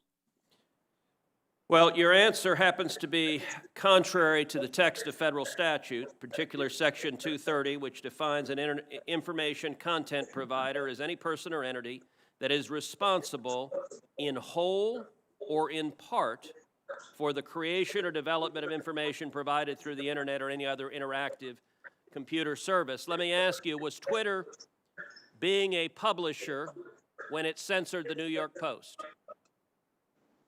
No, we have very clear policies on the conduct we enable on the platform. And if there's a violation, we take an enforcement action, and people choose to commit to those policies and to those terms of service. Except your policies are applied in a partisan and selective manner. You claim it was hacked materials, and yet you didn't block the distribution of the New York Times story that alleged to talk about President Trump's tax returns, even though a federal statute makes it a crime to distribute someone's tax returns without their consent. You didn't block any of that discussion, did you? Our policy was focused on distribution of the actual hacked materials. Did you And in block the the New York discussion of the president's tax return material? And in the New York Times case, we interpreted it as reporting about the hacked materials. not Did you block distribution of Edward materials. Snowden when he illegally released material? I don't have the answer to that. The answer is no. You haven't used this in a selective manner. Let me ask you, were you being a publisher when you forced Politico and other journalistic outlet to take down their tweets on a topic that you had deemed impermissible? No. We were enforcing our policy and our terms of service. So on October 15th, Jake Sherman, a reporter at Politico, tweeted the following. I tweeted a link to the New York Post story right after it dropped yesterday morning. I immediately reached out to the Biden campaign to see if they had any answer. I wish I'd given the story a closer read before tweeting it. Twitter suspended me. So you actually have a reporter reporting on a story, asking the other side for comment, and Twitter says, hi, Jake Sherman, your account at Jake Sherman has been locked for violating Twitter rules. Now, what did the Politico reporter do? Immediately tweets after that, my goal was not to spread information. Well, that's a little worrisome just in and of itself. My goal was to raise questions about the story. Oh, my overlords in Silicon Valley, I was attacking the New York Post. You don't understand, I was attacking them, as I did in subsequent tweets, and see how the Biden campaign was going to respond. They later did respond. And then, not long after, Jake Sherman comes back with, my account is clearly no longer suspended. I deleted the tweet. When Twitter is editing and censoring and silencing, the New York Post, the newspaper with the fourth highest circulation in the country, and Politico, one of the leading newspapers in the country, is Twitter behaving as a publisher when it's deciding what stories reporters are allowed to write and publish and what stories they're not? No, and that account was not suspended. It fell afoul of the hacked materials policy. We realized that there was an error in that policy and the enforcement. Hold on, I'm literally 24 looking at the hours. tweet from Twitter that says your account has been locked. You're telling me that this is not an accurate... That's a lock and can be unlocked when you delete the... I understand that you have the star chamber power. Your answer is always, well, once we silence you, we can choose to allow you to speak. But you are engaged in publishing decisions. Let me shift to a different topic. Mr. Dorsey, does voter fraud exist? I don't know for certain. Are you an expert in voter fraud? No, I'm not. Well, why then is Twitter right now putting purported warnings on virtually any statement about voter fraud? We're simply linking to a broader conversation so that people have more information. No, you're not. You put up a page that says, quote, voter fraud of any kind is exceedingly rare in the United States.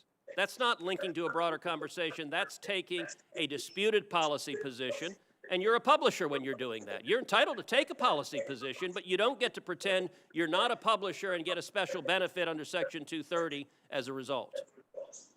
That link is pointing to a broader conversation with tweets from publishers and people all around the country. Mr. Dorsey, would the following statement violate Twitter's policies? Quote, absentee ballots remain the largest source of potential voter fraud. I imagine that we would label it so that people can have more context and read through. How about this quote? Quote, third-party organizations, candidates, and political activists, voter fraud is particularly possible where, quote, third-party organizations, candidates, and political party activists are involved in, quote, handling absentee ballots. Would you flag that as potentially misleading? I don't know the specifics of how we might enforce that, but I imagine a lot of these would have a label pointing people to a bigger conversation. Well, you're right. You would label them because you've taken the political position right now that voter fraud doesn't exist. I would note both of those quotes come from the Carter-Baker Commission on Federal Election Reform. That is Democratic President Jimmy Carter and former Secretary of State James Baker. And Twitter's position is essentially voter fraud does not exist. Are you aware that just 2 weeks ago in the state of Texas, a woman was charged with 134 counts of election fraud? Are you aware of that? I'm not aware of that. If I tweeted that statement with a link to the indictment, would you put a warning on it that says, well, the Democratic Party position right now is voter fraud doesn't exist? I don't think it's useful to get into hypotheticals, but I don't believe so. You don't believe so? Well, we're going to test that because I'm going to tweet that and we'll see what you put on it. All right. Yesterday, Mr. Dorsey, you and I spent a considerable amount of time on the phone, and you said that you wanted to embrace transparency. So I want to ask you, I have asked Twitter, I've asked Facebook multiple times, How many times have you blocked Republican candidates for office, their tweets or their posts in 2016 and 2018 and 2020? How many times have you blocked Democratic candidates for office? How many times have you blocked Republican office holders? How many times have you blocked Democratic office holders? Twitter has repeatedly refused to answer that question with specific hard data and cataloging the examples. In the interest of transparency, which you said you want to embrace, will you commit in this hearing right now to answer those questions in writing? And That's we'll let exactly that what be we the want to last do. question. Okay. I'm sorry, Mr. Dorsey, I didn't hear you. That's exactly what we're pushing for as we think about building upon 230. Is that a yes transparency, that you not will just- answer those questions in writing? Transparency, not just of outcomes, but also our process as well. Is that a yes that you will answer those questions in writing? We'll certainly look into it and see what we can do. And actually answer them and not give lawyerly doublespeak about why you're not going to give specifics. Answer them. Will you commit to this committee that you will answer those questions?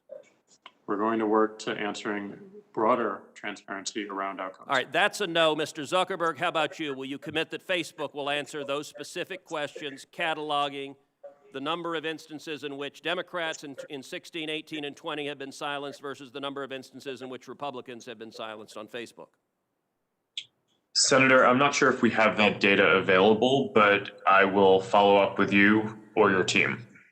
Okay, I'm going to take that as a yes, and I'm going to take Twitter. We'll see if it's a yes or transparency is bogus and we don't intend to provide it. Senator Durbin. Thank you, Mr. Chairman. We live in a dangerous world. Issues of national security, the worst pandemic, public health crisis in modern times in America, and we are being challenged as to whether there's going to be a peaceful transition of power in America in the presidency. At that moment in time, we decided none of those topics were important, and what was important was to determine whether or not social media was discriminating against Republicans. It's an interesting question. I think there are more important and timely questions. We have a recount underway in Georgia. We have allegations made by the election officials there, where the Republican election officials, where they have faced literally death threats. We are trying to determine whether or not the social media instruments of America are fair to the Republican Party. I'm trying to struggle with this issue because I want to put it in a context, and maybe I can't. Maybe this is unique. We certainly know what the Constitution says when it comes to free speech, and we know what it meant over the years, New York Times versus Sullivan and others with publications. We certainly didn't suggest that anyone that used a telephone line for nefarious, illegal, banned activity somehow implicated the telephone company into it by its nature. And then came radio and TV, and we had to come up with new rules in terms of, at one time, equal time, fair content, and so forth. And now we have this new, relatively new mechanism of communicating information, and we're trying to determine what to do with it, whether to treat it like a newspaper publishing or treat it like some sort of a communications network alone. Section 230 is an attempt to do that, and I'm sure everybody finds fault with it. I'd like to ask the two witnesses if they would comment on the historical aspects of this particular debate, if they have any thoughts. Mr. Zuckerberg. Senator, one of the points in the discussion that I find interesting is people ask if the regulatory model should be more like kind of the news industry or more like telcos.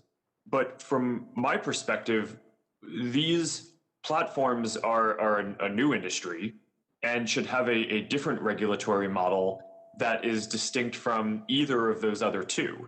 I think it is not the case that we're like a telco and that there are clearly some categories of content, whether it's terrorism or child exploitation, that people expect us to moderate and address.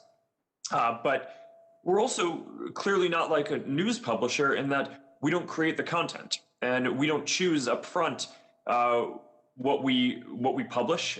We give people a voice to be able to publish things. So I do think that we have responsibilities, and it may make sense for there to be liability for some of the content that is on the platform. But I don't think that the analogies to these other industries that have been created previously will ever be kind of fully the right way to look at this. I think it deserves and needs its own regulatory framework to get built here. Thank you. Would the other witness care to respond? From a historical perspective, 230 has created so much goodness and innovation. And, you know, if we didn't have those protections when we started Twitter 14 years ago, we could not start.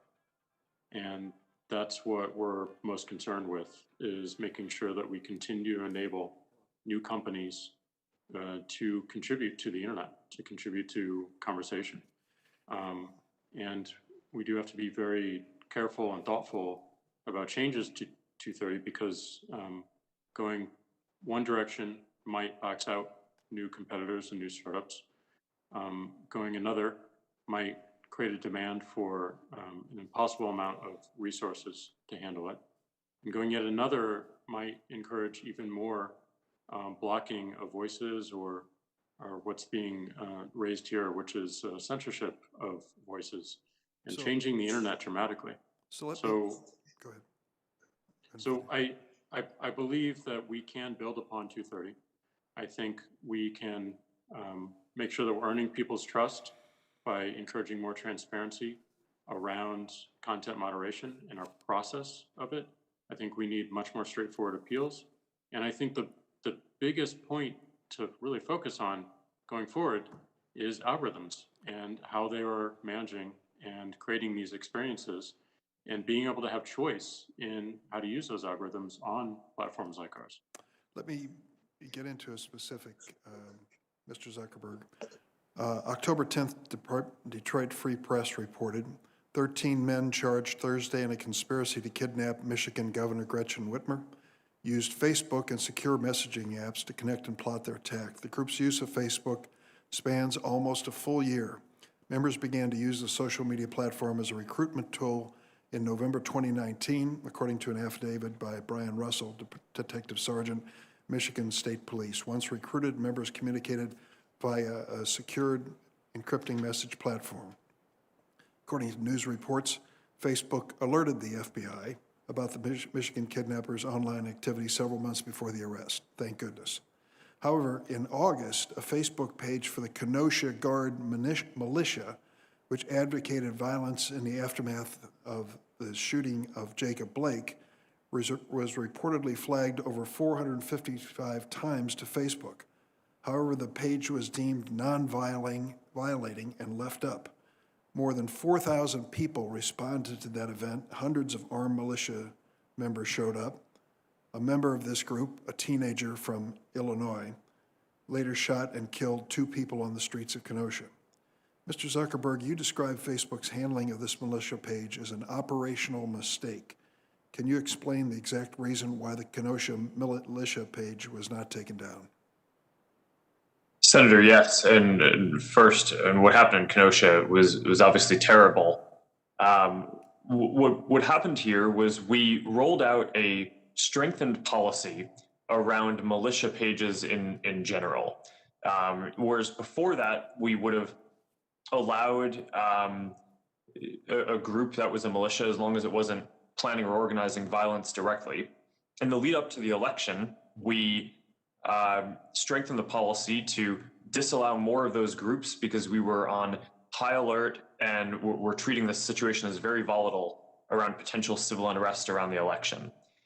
We just put that policy into place, and for a number of reasons, it had not yet been fully rolled out, and all of the content reviewers across the company hadn't been fully trained on that. So we made mistakes in assessing whether that group should be taken down.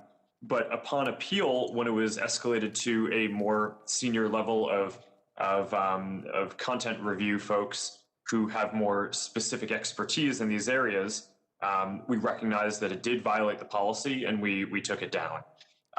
It was a mistake. It was certainly an issue, and we're debriefing and figuring out how we can do better. Although one other piece that I would add is that the person who carried out the shootings was not in any way connected to that page or linked to any of the content there from anything that we or others can tell. Mr. Chairman, if I could ask one more question.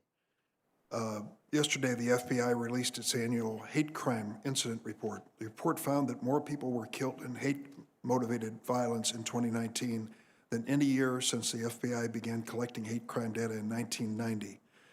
The report also found that race-based hate crimes remain the most common type of hate crimes last year, and documented increase in religion-based hate crimes, anti-Hispanic hate crimes, and hate crimes targeting individuals based on gender identity. Given these statistics, it appears to me that it's more important than ever for social media companies to combat hate on their platforms. And I might add to one of my colleagues who stated earlier, this is not Antifa, but these are documented hate crimes from FBI. Muslim advocates, Muslim have reached out to you many times, Mr. Zuckerberg, about this issue relating to published content that reflects on certain religious groups. And you said at a hearing, you do not allow hate crimes on Facebook. Yet in May 2020, the Tech Transparency Project found more than 100 American white supremacist groups, many of them explicitly anti-Muslim, active on the platform both on their own group pages as well as auto-generated content. Facebook did nominally alter some of the content, but the hate groups largely remained. Are you looking the other way, Mr. Zuckerberg, in a potentially dangerous situation? No, Senator. This is incredibly important, and we take hate speech as well as incitement of violence extremely seriously. We banned more than 250 white supremacist organizations and treat them the same as terrorist organizations around the world. And we've ramped up our capacity to identify hate speech and incitement to violence before people even see it on the platforms. Our AI and human review teams, you can track our results in the transparency reports that we issue, now take down about 94% of the hate speech that we find on our platforms before anyone has to even report it to us, which is a dramatic amount of progress from where we were a few years ago, where when we were just starting to ramp up on this, we're taking about 20% of it down before people had to report it to us. So there's still more progress to make. We're very invested in this, and you have my commitment that we view this as an issue of the highest severity and one that we are very focused on. Thank you very much. Senator Sass. Thank you, Mr. Chairman. Thank you for hosting this hearing. Clearly important topics around content moderation. I'm a skeptic of the content moderation policies that exist, both because I don't think the standards are very transparent and I don't think the execution is very consistent. That said, I'm more skeptical than a lot of my colleagues, I think on both sides of the aisle, about whether or not there's a regulatory fix that will make it better instead of worse. I especially think it's odd that so many in my party are zealous to do this right now when you would have an incoming administration of the other party that would be writing the rules and regulations about it.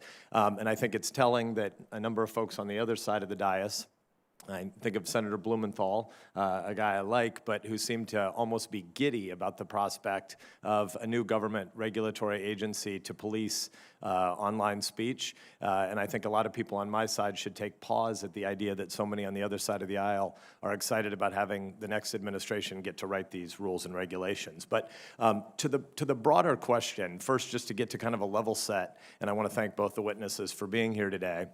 But when Senator Lee lays out some of the issues he did about, just the every human community is going to be situated in a different place about policy commitments and priorities and beliefs. But when Senator Lee said that 93% of Facebook employees who contribute to politics do so on the left, and 99%, I think it was, of Twitter employees contribute on the left, I would just be interested to see if either of the two of you think that has implications in the shepherding of your organizations. Again, I recognize fully that you're private organizations, and so again, I'm more skeptical of a governmental fix for a lot of the problems we're talking about here today.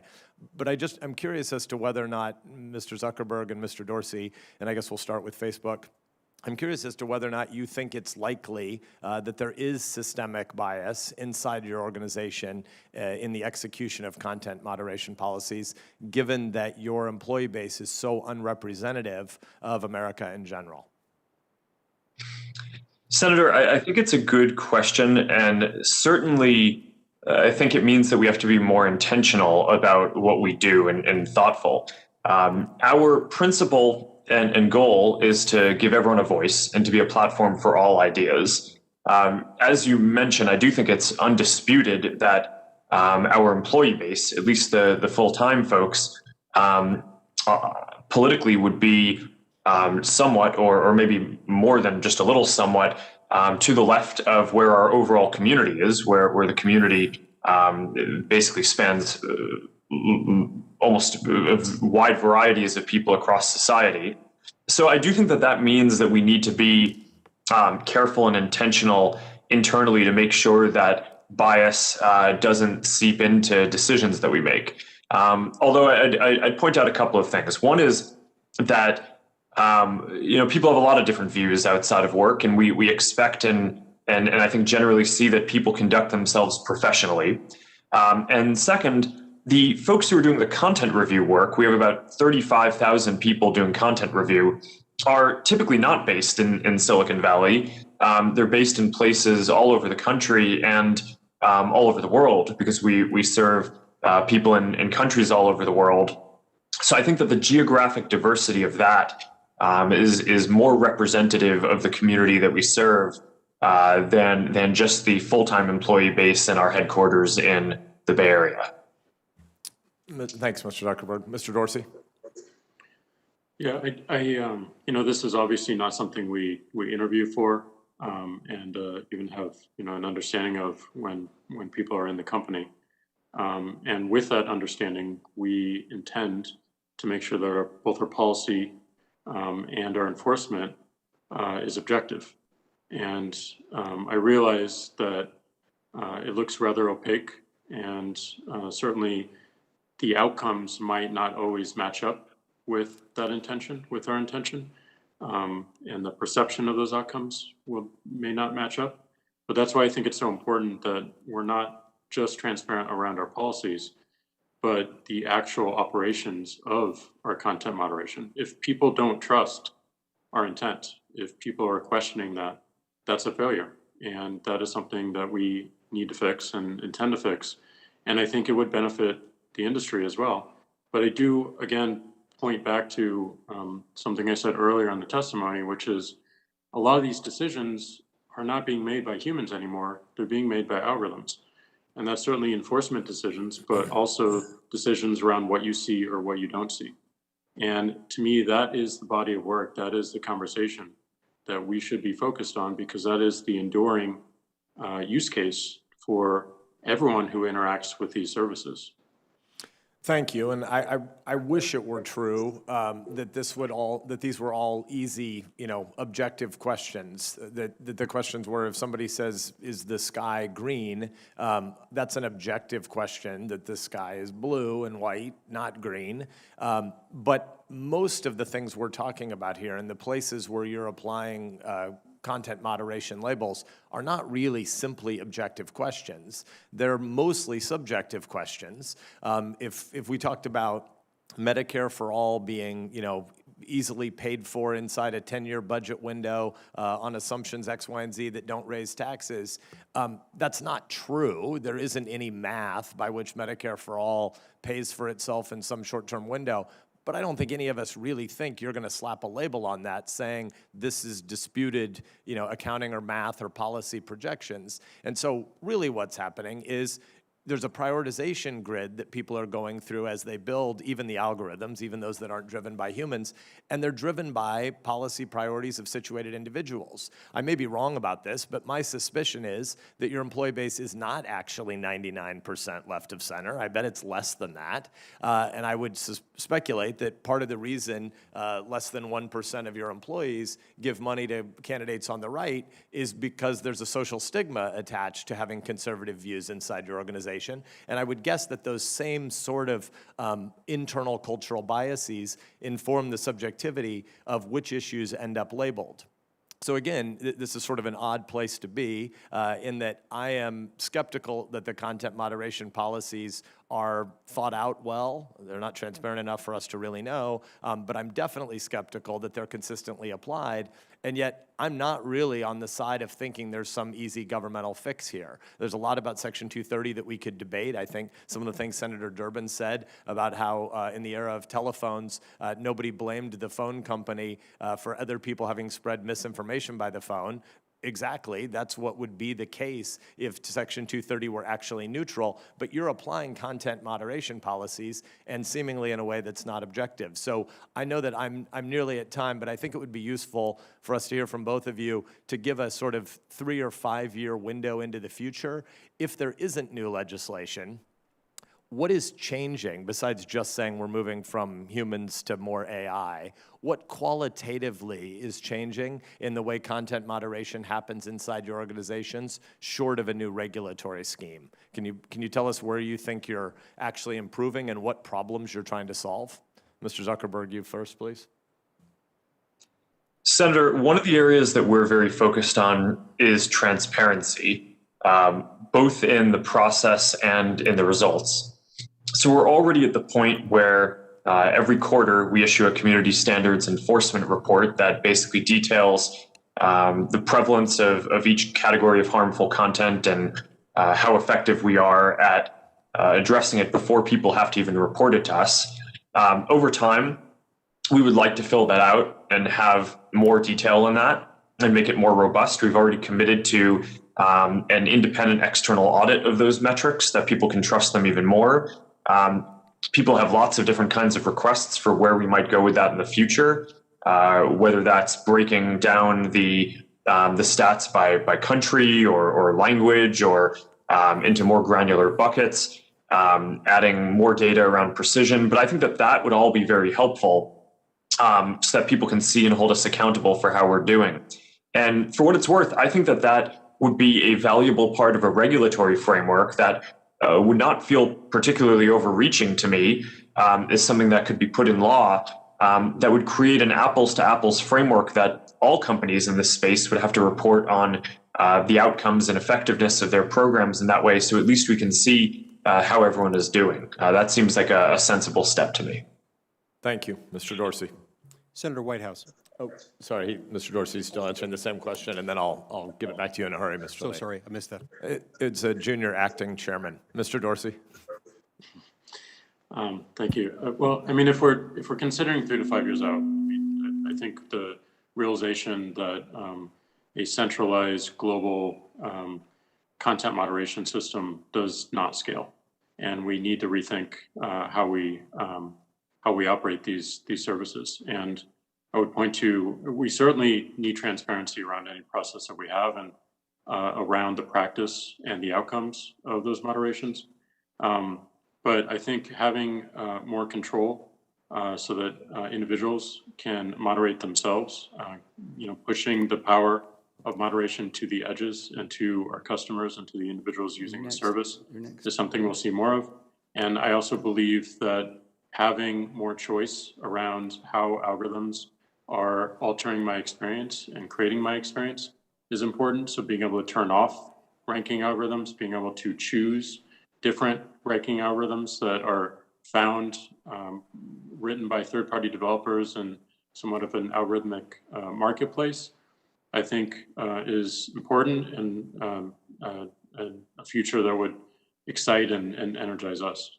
Thank you. I've appreciated my interaction with both of your companies in the run-up to this, and I think both of you said some meaty things there about ways we can move toward greater transparency, so I'll follow up again. Thank you, Mr. Chairman. Thank you. Senator Whitehouse. Thank you, Chairman. Gentlemen, let me start with just a moment's history to give some context to my questions. When the tobacco industry discovered that its product was deadly, it responded to that news with a systematized program of denying that set of facts. The upshot for the tobacco industry was not great.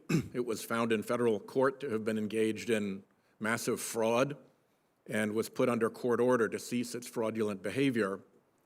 At around the same time, the fossil fuel industry began to run into a similar problem regarding the effects of its product, and it picked up the tobacco industry scheme kind of where it left off, including using some of the same individuals, some of the same entities, many of the same methods as the tobacco industry's denial operation. These are persistent, highly motivated, very well-funded and complex information operations, not unlike a hostile intelligence service would run. And they are quite secretive. And we're now seeing a new form, I guess you'd call it election denial, happening around our country right now. So that's the background that I come at this from seeing. And I'm wondering if each of you see a difference between individual error and basically mass disinformation. Is there a difference between odd people with fringe views who offer personal opinions and an orchestrated plan of deliberate misinformation or disinformation that is driven by motivated interests, whether foreign or domestic?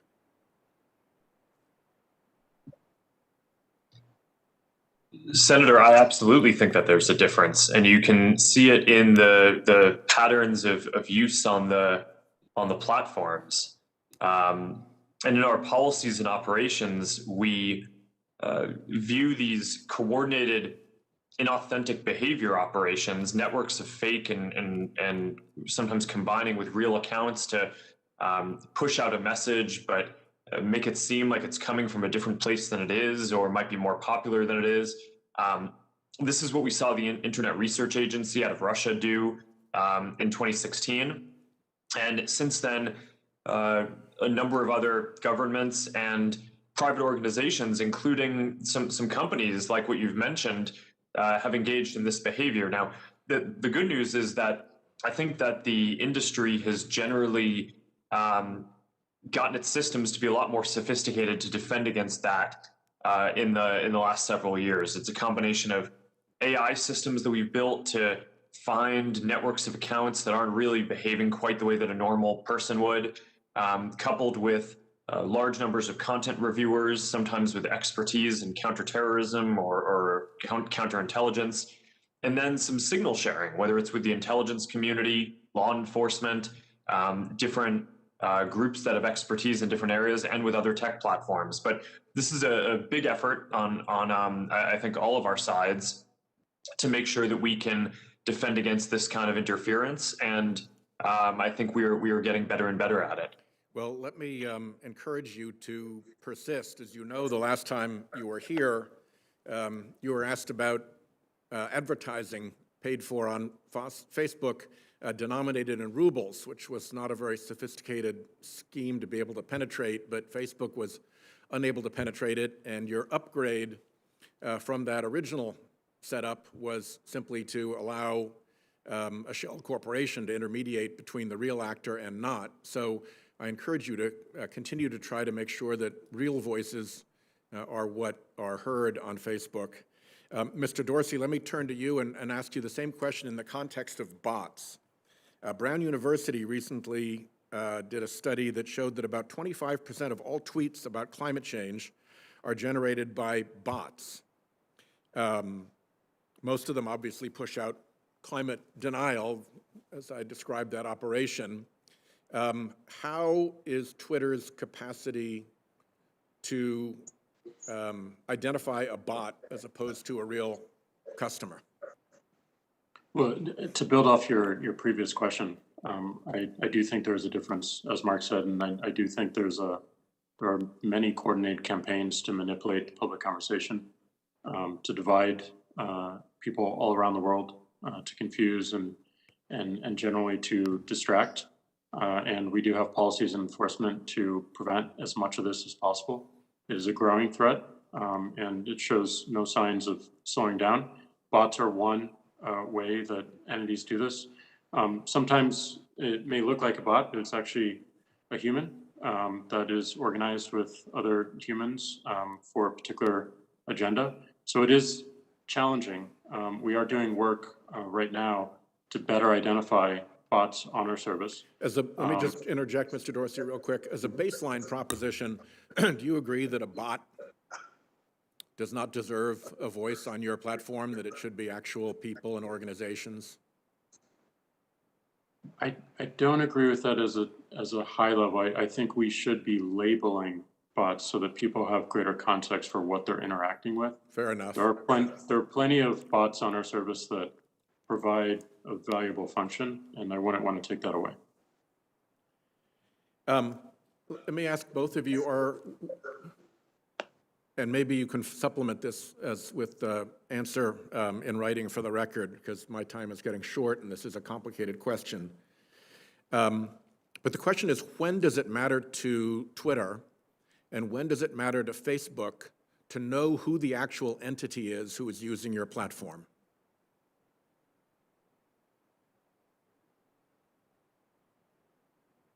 Let me start with you, Mr. Dorsey, since Mr. Zuckerberg went first last time. And you can defer to a written answer if you like, because my time's running very short. We'll add to this conversation with a written answer, but I do believe that pseudonymity is important. We have seen its usefulness with activists and with whistleblowers, and I think that is critical. But certainly there are times, and it's judged by a severity of potential outcomes, where we need to dig into identity and take actions. We'll follow up with that, and let me just ask you, since my time has expired, Mr. Zuckerberg, to respond or have your organization respond in writing. Thank you. Thank you. Before we, Senator Whitehouse brought up something very important, and I want to add this as directly as I can. To Facebook and Twitter, do you have any internal research or evidence to suggest that your platforms can be addictive? Mr. Zuckerberg. Senator, I think we can follow up with a summary of research that we have, but from what I've seen so far, it's inconclusive, and most of the research suggests that the vast majority of people do not perceive or experience these services as addictive or have issues. But I do think that there should be controls given to people to help them manage their experience better. Okay. And this is something that we're very focused on. Mr. Dorsey. I'm not aware of internal research, but we can follow up. But I do think, like anything else, these tools can be addictive, and we should be aware of that, acknowledge it, and make sure that we are making our customers aware of better patterns of usage. So the more information, the better here. Thank you. Senator Hawley. Thank you, Mr. Chairman. In the late 19th century, the heads of the biggest corporations in America, the robber barons, got together and they set rates, they set prices, they determined how they would control information flow, they determined how they get rid of competition. And I'll be darned if we aren't right back there again. Except for this time, you're the robber barons. Your companies are the most powerful companies in the world, and I want to talk about how you're coordinating together to control information. In recent days, my office was contacted by a Facebook whistleblower, a former employee of the company with direct knowledge of the company's content moderation practices, and I want to start by talking about an internal platform called Tasks that Facebook uses to coordinate projects, including censorship. The Tasks platform allows Facebook employees to communicate about projects they're working on together. That includes Facebook's censorship teams, including the so-called community well-being team, the integrity team, and the hate speech engineering team, who all use the task platform to discuss which individuals or hashtags or websites to ban. Now, Mr. Zuckerberg, you're familiar with the task platform, aren't you? Senator, we use the task system for, I think it's, as you say, for people coordinating all kinds of work across the company, although I'm not sure if I'd agree with the characterization specifically around content moderation that you gave. Well, let's get into that, and let me see if we can refresh your memory and provide folks at home watching with an example. Here over my shoulder is an example. It's a screenshot of the task platform in use. You'll notice if the cameras zoom in, several references to election integrity throughout on these lists of tasks. Again, this is shared across Facebook's sites, company locations, by working groups. What particularly intrigued me is that the platform reflects censorship input from Google and Twitter as well. So Facebook, as I understand it, Facebook censorship teams communicate with their counterparts at Twitter and Google and then enter those companies' suggestions for censorship onto the task platform so that Facebook can then follow up with them and effectively coordinate their censorship efforts. So Mr. Zuckerberg, let me just ask you directly, under oath now, does Facebook coordinate its content moderation policies or efforts in any way with Google or Twitter? Senator, let me be clear about this. We do coordinate on and share signals on security-related topics. So, for example, if there is signal around a terrorist attack or around child exploitation imagery or around a foreign government creating an influence operation, that is an area where the companies do share signals about what they see. But I think it's important to be very clear that that is distinct from the content moderation policies that we or the other companies have, where once we share intelligence or signals between the companies, each company makes its own assessment of the right way to address and deal with that information. Well, I'm talking about content moderation. I'm talking about individuals, websites, hashtags, phrases to ban. Is it your testimony that you do not communicate with Twitter or Google about content moderation, about individuals, websites, phrases, hashtags to ban? Just yes or no. Do you communicate with Twitter or Google about coordinating your policies in this way? Senator, we do not coordinate our policies. Do your Facebook content moderation teams communicate with their counterparts at Twitter or Google? Senator, I'm not aware of anything specific, but I think it would be probably pretty normal for people to talk to their peers and colleagues in the industry. It would be normal, but you don't do it? No, I'm saying that I'm not aware of any particular conversation, but I would expect that some level of communication probably happens. But that is different from coordinating what our policies are or our responses in specific instances. Well, fortunately, I understand that the task platform is searchable. So will you provide a list of every mention of Google or Twitter from the tasks platform to this committee? Senator, that's something that I can follow up with you and your team after on. Well, yes or no, I'm sure you can follow up with the list, but why don't you commit while I've got you here under oath? It's so much better to do this under oath. Will you commit now to providing a list from the tasks platform of every mention of Google or Twitter? Senator, respectfully, I'm without having looked into this, I'm not aware of any sensitivity that might exist around that. So I don't think it would be wise for me to commit to that right now, so but I would be happy to follow. How many items on the task platform reflect that Facebook, Twitter, and Google are sharing information about websites or hashtags or platforms that they want to suppress? Senator, I do not know. Will you provide a list of every website and hashtag that Facebook content moderation teams have discussed banning on the task platform? Senator, again, I would be happy to follow up with you or your team to discuss further how we might move forward on that. But without Will you understanding commit the to it specific- here? Senator Cruz and Senator Lee both asked you for lists of individuals, websites, entities that have been subject to content moderation. You expressed doubt about whether any such information exists, but you've also now said that the Task website, you've acknowledged that the Task platform exists, that it is searchable. So will you commit to providing the information you have logged on the Task website about content moderation that your company has undertaken? Yes or no? Senator, I think it would be better to follow up once I've had a chance to discuss with my team what any sensitivity around that would be that might prevent the kind of sharing that you're talking about. But once I've done that, I would be happy to follow up. All right, so you won't commit to do it here. We could, of course, subpoena this information, but I'd much rather get it from you voluntarily. But I think let everybody take note that Mr. Zuckerberg has now repeatedly refused to provide information that he knows that he has and has now acknowledged that he has, that Tasks has under oath. Let me switch to a different topic. Mr. Zuckerberg, tell me about Centra. What is the Facebook internal tool called Centra? Senator, I'm not aware of any tool with that name.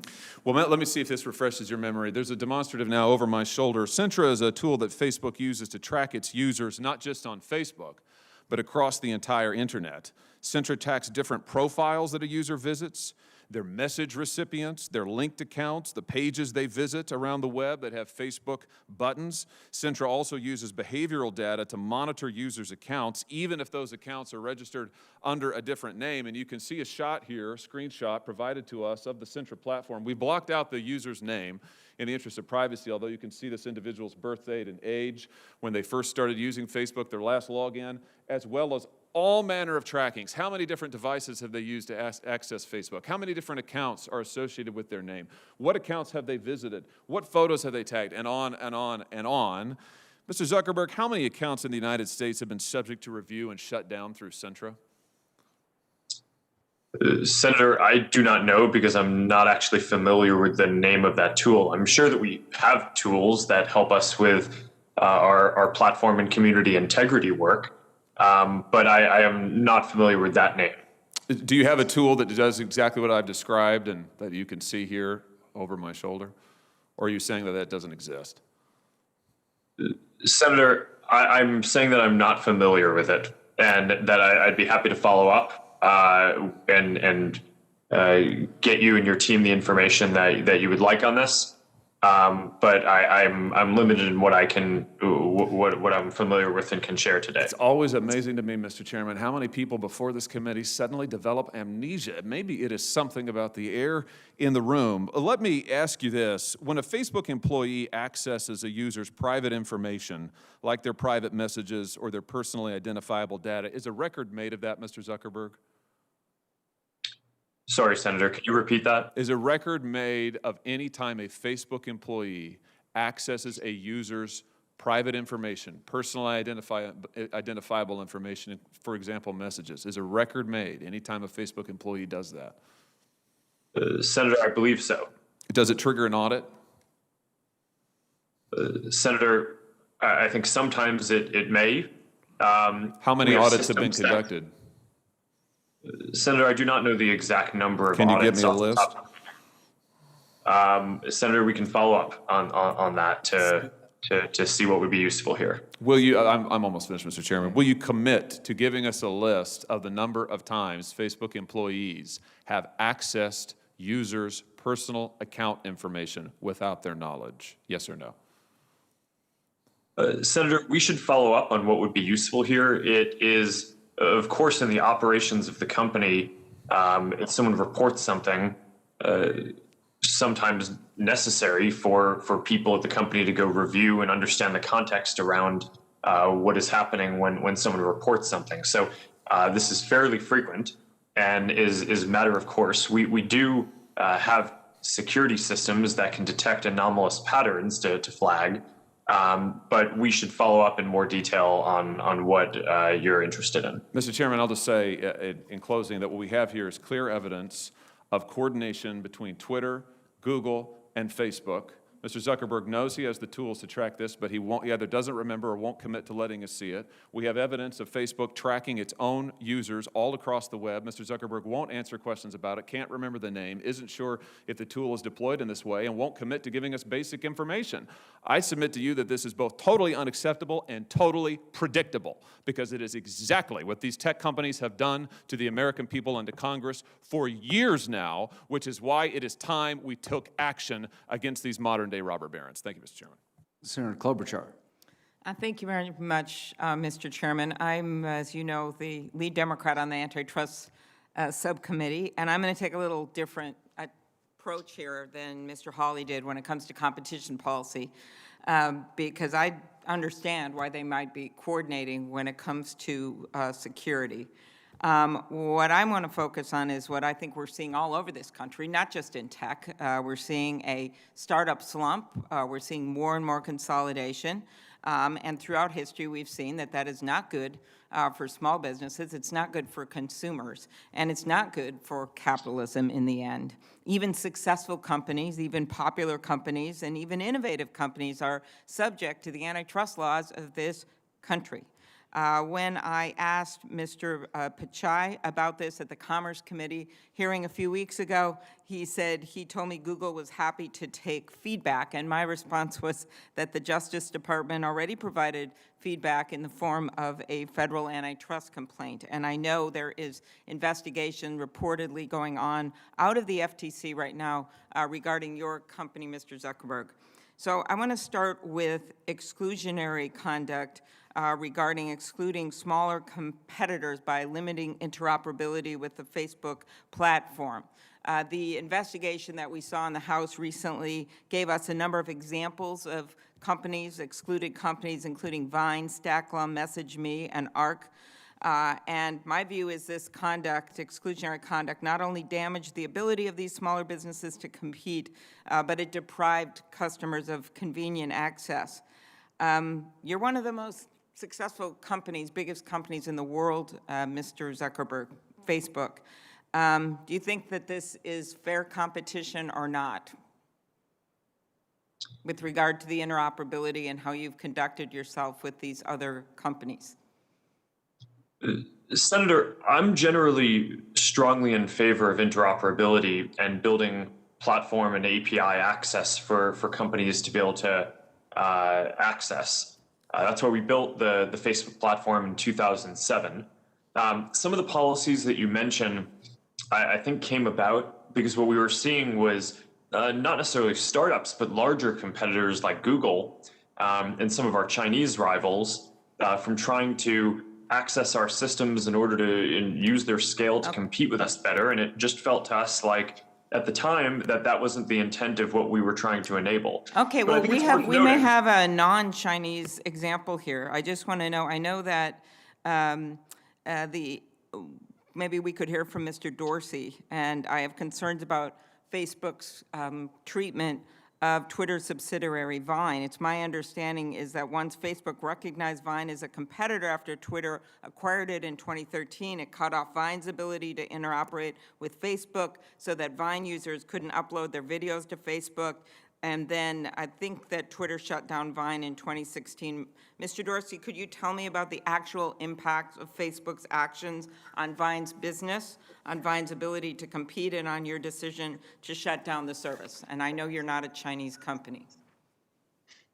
Well, I don't know about the intent on the other side, but I know our own experience was we found it extremely challenging to compete with Vine. And ultimately decided that the ball moved past us and we shut it down. Again, I don't know the specifics and the tactics and what was done, but we did find it very, very challenging market to enter, even though we existed prior to some of our peers doing the same thing.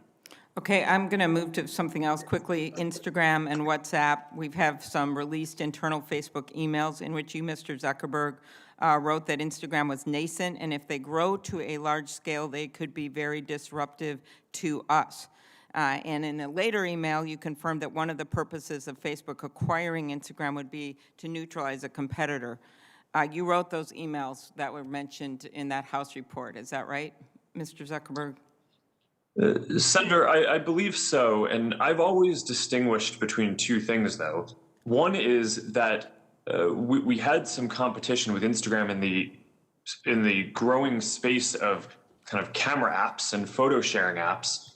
But at the time, I don't think we or anyone else viewed Instagram as a competitor, as a kind of large multi-purpose social platform.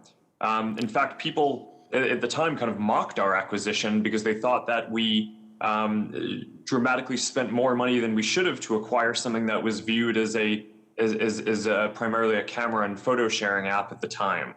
Okay, well, So I mean, here's I the think it's issue is though, important to distinguish.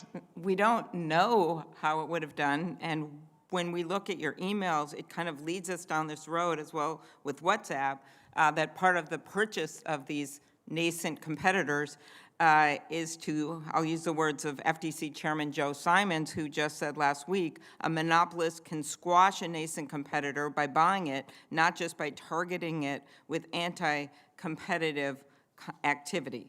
So I know that this is a subject of investigation. Maybe we'll be hearing something soon, but I think it's something the committee members better be aware of, not just with Facebook, but what's been going on with these deals that have gone through and how it's had led to more and more consolidation, and how we as the Senate, and I just talked to Chairman Graham about this last week, could actually do something about this by changing some of the standards in our laws to make it easier to bring these cases and not just involving tech. So I want to go to something here at the end, the political ad discussion we had in front of the Commerce Committee, Mr. Zuckerberg. I know you said that Facebook had made over $2 billion on political ads over the last few years. You said this was your, quote, relatively small part of your revenue. I know that, but it's a kind of a big part of the lives of politics when that much money is being spent on ads. This is a bill I actually have with Senator Graham.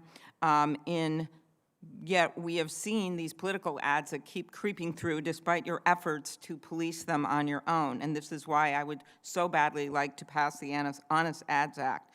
One ad that went through, it says, in 3 battleground states, ballots marked for Donald Trump had been discarded.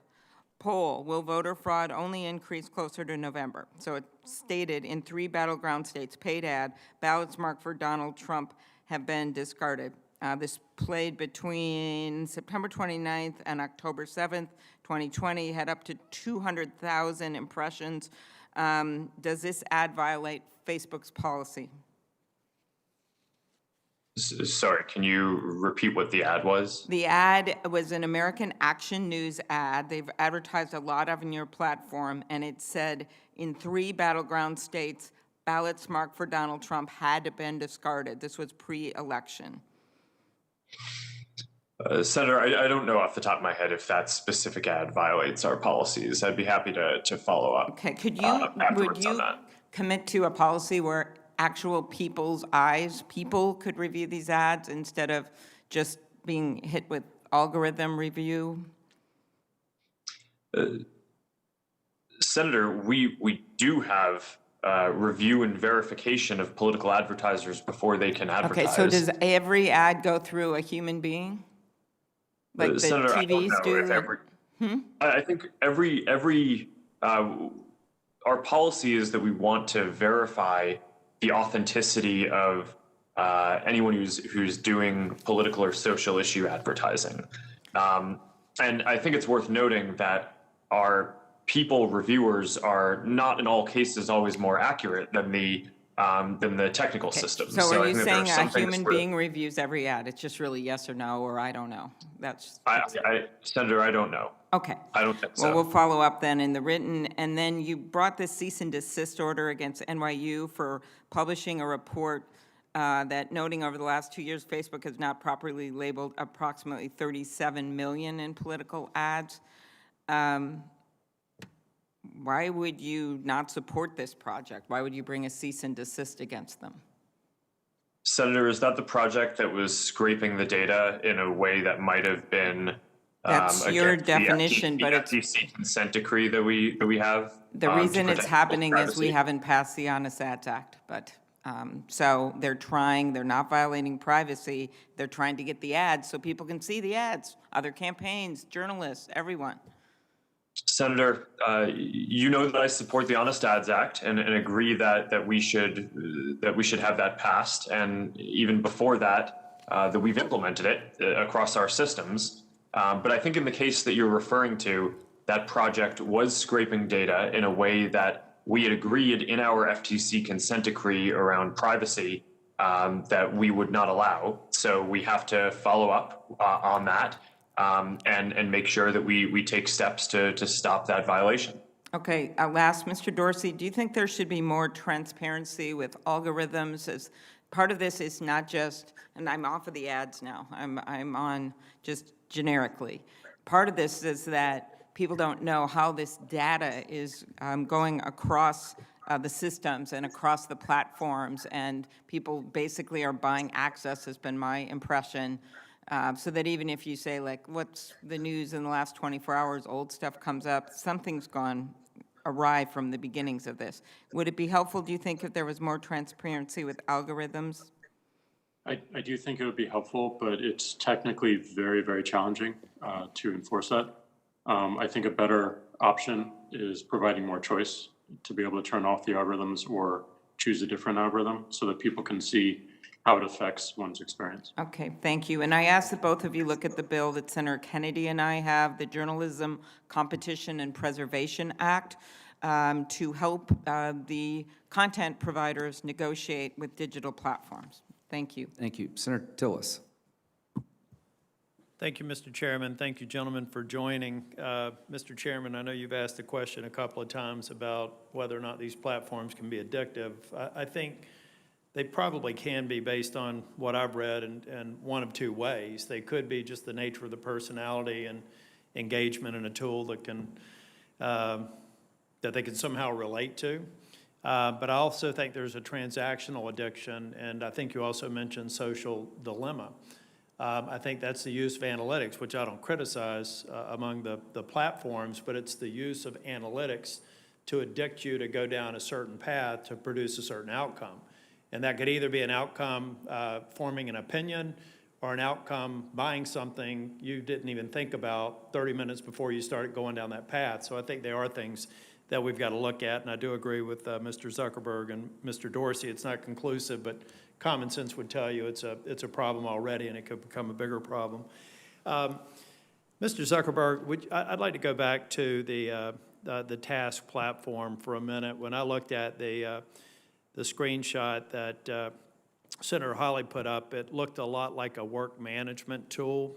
Can you tell me a little bit about that and how many people are actually engaged as users on that platform at Facebook? Senator, yes, thank you. I was a bit surprised by Senator Hawley's focus on our task system because all this is, it's a basic internal project management tool. It's exactly what the name sounds like. It's used by companies, by people across our company thousands of times a day to assign projects and track them. And it's used for all manner of different types of tasks across different people and teams. And do you know roughly how many Facebook either contractors or full-time employees are actually users of the task platform? I think that probably the majority of Facebook employees and people we work with have some interaction with the task system as part of some part of their work. It's basically just a company-wide to-do list. The other platform that Senator Hawley mentioned was the Centra platform. You said you weren't familiar with that one, but I think that is something that would be helpful, maybe as a follow-up, to really understand the nature of that platform. I won't press you on it today because you said you weren't specifically familiar with the name of the tool, but I would be more interested in how it's used. But Mr. Dorsey, does Twitter have a platform similar to the task platform for work management communication among staff? Absolutely. I mean, even the smallest companies use these tools. We use a tool called Jira. Yep. I was involved in implementing these in my time in technology sector, so I could see why you have these platforms. But Mr. Zuckerberg, you mentioned you didn't think there was a systematic coordination between Google and Twitter, but you could conceive of how people in similar professions, may have a discussion, have a relationship, maybe talk about it over a beer. So could you see how the skeptic could see how these platforms could be used across platforms to force certain outcomes? Let's say you had 100 people at Facebook, 100 people at Twitter, and 100 people at Google that all had a political bent. They get together, they share notes, and then they go back and make decisions that could make it appear like it's a corporate initiative, but it could be an initiative by maybe some well-intentioned but misguided staff. Could you at least conceive of that being possible?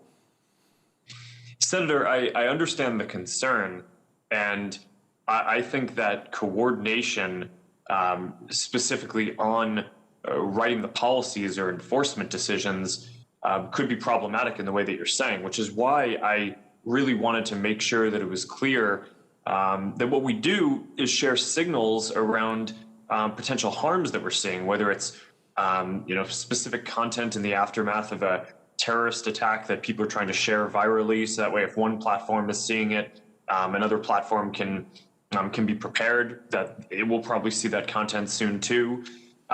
Signals around foreign interference in elections. But I think it's quite important that each company deals with those signals in the way that is in line with their own policies. And that, I think, is very different from saying that the companies are kind of coordinating to kind of figure out what the policy should be. I understand what the concern would be around that, and that's why I wanted to be clear about what we do and don't do there. No, I agree with that. I would find it horribly irresponsible to think that this was some sort of a systematic approach across the platforms, but just with the sheer numbers of people that you all employ now, I could see how some of what's been suggested here in the hearing could actually occur with just small groups of people trying to manipulate certain outcomes. I don't want to get into details there except to know that the TASK platform, if it's similar to ones that I have experience with, has a lot of logging, has a lot of data to where maybe you could do yourself a service by saying, I hear what's been suggested here, but in analyzing the interactions between groups of people and seeing maybe some aberrations, some people being more active and more geared towards one outcome or another, it could actually help you alleviate some of our concerns with the way these platforms are being manipulated. I'm not going to have time to drill down into some of the specific questions. I am glad to hear that you all are open on some regulatory outcome. I will tell you, if you listen to my colleagues on both sides of the aisle today, I fully expect that Congress is going to act in the next Congress, that we're going to produce an outcome. And some people think that that's not possible because that maybe the Republicans and Democrats are far apart. But if you listen to what they're asking you, they're concerned with a kind of outcome that they didn't like on social media in equal measure. So I do believe that you would be well served to come to the table as an industry and identify things. Mr. Zuckerberg, I like what you've said about transparency. And Mr. Dorsey, I do think that the algorithms, when you talk about the sheer scale, are probably the most sustainable way to go. But we're still going to have some confidence. I like your concept on choice as well. But we're going to have more visibility into what's occurred and what's produced certain outcomes. Like a Veterans Day post that I did after the election. It was actually after my opponent had conceded. I just posted a picture thanking veterans. And for a period of time, I think it was suspended and directing people towards election results. I would like to think if that was a result of an algorithmic decision, that my opponent, who almost certainly posted a veterans ad, and every other person who was up for election got a similar treatment, because if they didn't, it would seem to me that there was some other factor in play if these algorithms are being applied to the base of, in that case, political commentary from elected officials or candidates. So I view this hearing as an opportunity to seek your commitment on two things. One, I mentioned to you all yesterday, I've got an Intellectual Property Subcommittee hearing in the middle of December, I would like to have a Facebook and Twitter representative there. I know you're very different platforms, but I think you play very prominently in a hearing that Senator Coons, who's sitting across from me now, would like to have you represented. I think I can speak for Senator Coons that would be helpful, and we'd like to get your commitment to have witnesses for that hearing in the middle of December. Mr. Zuckerberg, can I get that commitment? Senator, yes, we will make sure that we have the right subject matter expert to join your hearing. Thank you. And Mr. Dorsey? We'll follow up with determining the best course of action. Thank you. And then we'll be following up on a series of questions that I'd like to ask that let me get my head around some of the analytics information that I think you almost certainly have, and hopefully be willing to share it. But we'll do that in a collaborative way in my office. Thank you for being here today. Thank you. We're going to take a 5-minute break. I think our witnesses have requested a break, and they certainly have earned it.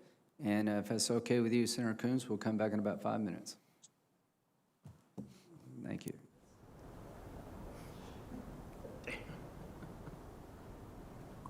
Always, who breaks with the nicest people will always say yes.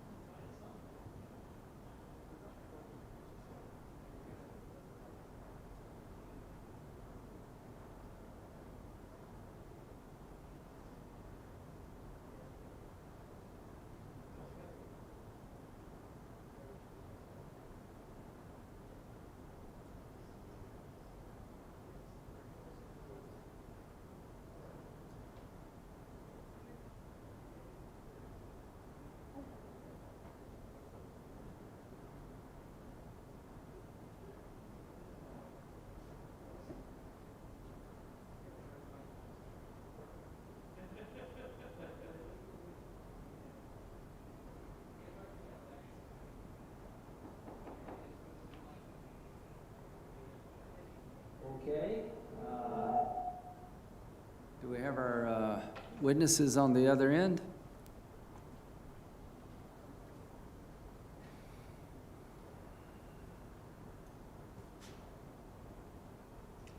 Mr. Zuckerberg, Mr. Dorsey?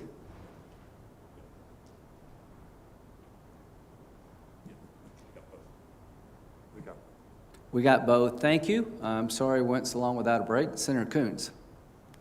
Thank you, Mr. Chairman. In the last 4 years, we have seen some unprecedented attacks on our democratic institutions, our social norms, the ways in which we conduct ourselves in this democracy, and many would say on truth itself. And in today's society, you can't talk about truth without also considering the impact of social media and social media platforms. So if I might, Mr. Zuckerberg and Mr. Dorsey, free expression and open debate are, of course, core values of our society. But whether you wished for it or not, the inescapable fact is your algorithms, your policies, and your business decisions shape what billions of people across the world and a working majority of people here in our nation understand to be true. That's the case for election integrity, for potential COVID-19 vaccine, for climate change, for hateful and dangerous stereotypes, and many other critical issues. I also want to recognize that it, in no small part, was the hard work of many, led by your ingenuity and resolve, that built these impressive American companies and revolutionized the way the world communicates. We need that same resolve to reckon today with what must be done to win our society's battle for truth. Mr. Zuckerberg, as you know, yesterday I sent you, along with 14 of my colleagues, a total of 15 senators, we sent you a letter urging Facebook to do more to address hate speech and calls to violence on the platform. We focused particularly on anti-Muslim bias, on an issue that warrants specific attention given the tragic consequences of anti-Muslim hate speech in Myanmar and Sri Lanka, in New Zealand, and right here in the United States.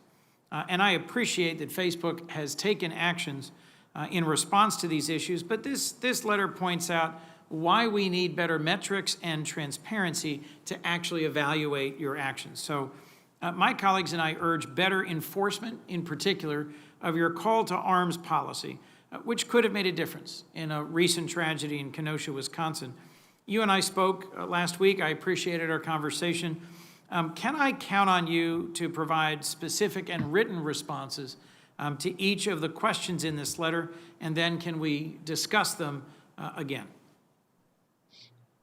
Senator, yes, I read your letter, and I commit to getting back in detail with our team to address the important topics that you've raised. And one of your questions that I can actually answer right now, I think it was your second question about reporting in our quarterly transparency reports about the prevalence of hate speech that we find on our platforms. We will actually be adding that metric into our transparency reports this Thursday when we announce our latest round of our latest transparency report. Well, thank you, Mr. Zuckerberg. Let me just make sure I hear you right about prevalence, because that's one of my areas of concern, is the absence from the report of the prevalence of hate content. You mean you'll be reporting not just what percentage of hate speech on the platform you're identifying, catching, proactively removing, but the total volume? Senator, that's my understanding is the prevalence of that content is a percentage of content on the platform. And over time, our goal is going to be to get into more detail, which is the subject of some of the questions that you've asked here, as well as we've already committed to an independent audit of the community standards enforcement reports, so that way people can have full confidence in all of the numbers that we're putting out. We've been doing these reports for I think less than a few years now, and we'll continue to flesh them out and add more details. So that way people can apply the appropriate oversight and scrutiny to the work. Thank you. I want to move on for a moment, if I could, about your call to arms policy. You said earlier today that Facebook made an operational mistake in not taking down an event page that called for people to bring weapons to a public park in Kenosha. As I think we all know, there was a tragic incident of vigilantism in Kenosha where a young man brought his AR-15 from Illinois to Kenosha and ended up with 2 protesters dead and 1 injured. You indicated this was because this operational mistake was because Facebook had just adopted its militia policy a week earlier, and contractors without specialized training didn't pick up the violation. And I appreciate your frankness as to that in your answers to questions earlier today from Senator Durbin. But your response to Senator Durbin didn't mention that the event page also violated a separate call to arms policy in place for over a year that contractors aren't tasked to enforce. So I just have to ask as a follow-up, why didn't you before and also today reference the call to arms policy when reviewing what went wrong in Kenosha? Senator, my understanding is that that post did not necessarily violate that call to arms policy at the time. The call to arms policy does not prohibit anyone from saying, let's go get our guns and do something. For example, if people are organizing a hunting trip, that's obviously not going to be something that should be against the policies. But what we do on some of these policies, which I think I'm glad to get the opportunity to address this, is some of these are context specific and just require a higher level of context and expertise in the area to enforce. So we don't necessarily have all of the 35,000 reviewers assess every single one of these policies. So I can follow up in more detail if you would like on the call to arms policy and the nuance there specifically. But that's also a bit on how we operationalize these policies. Thank you for that answer. I do want to follow up because just facially it seemed to me that this was a violation of your own call to arms policy. But I look forward to that conversation.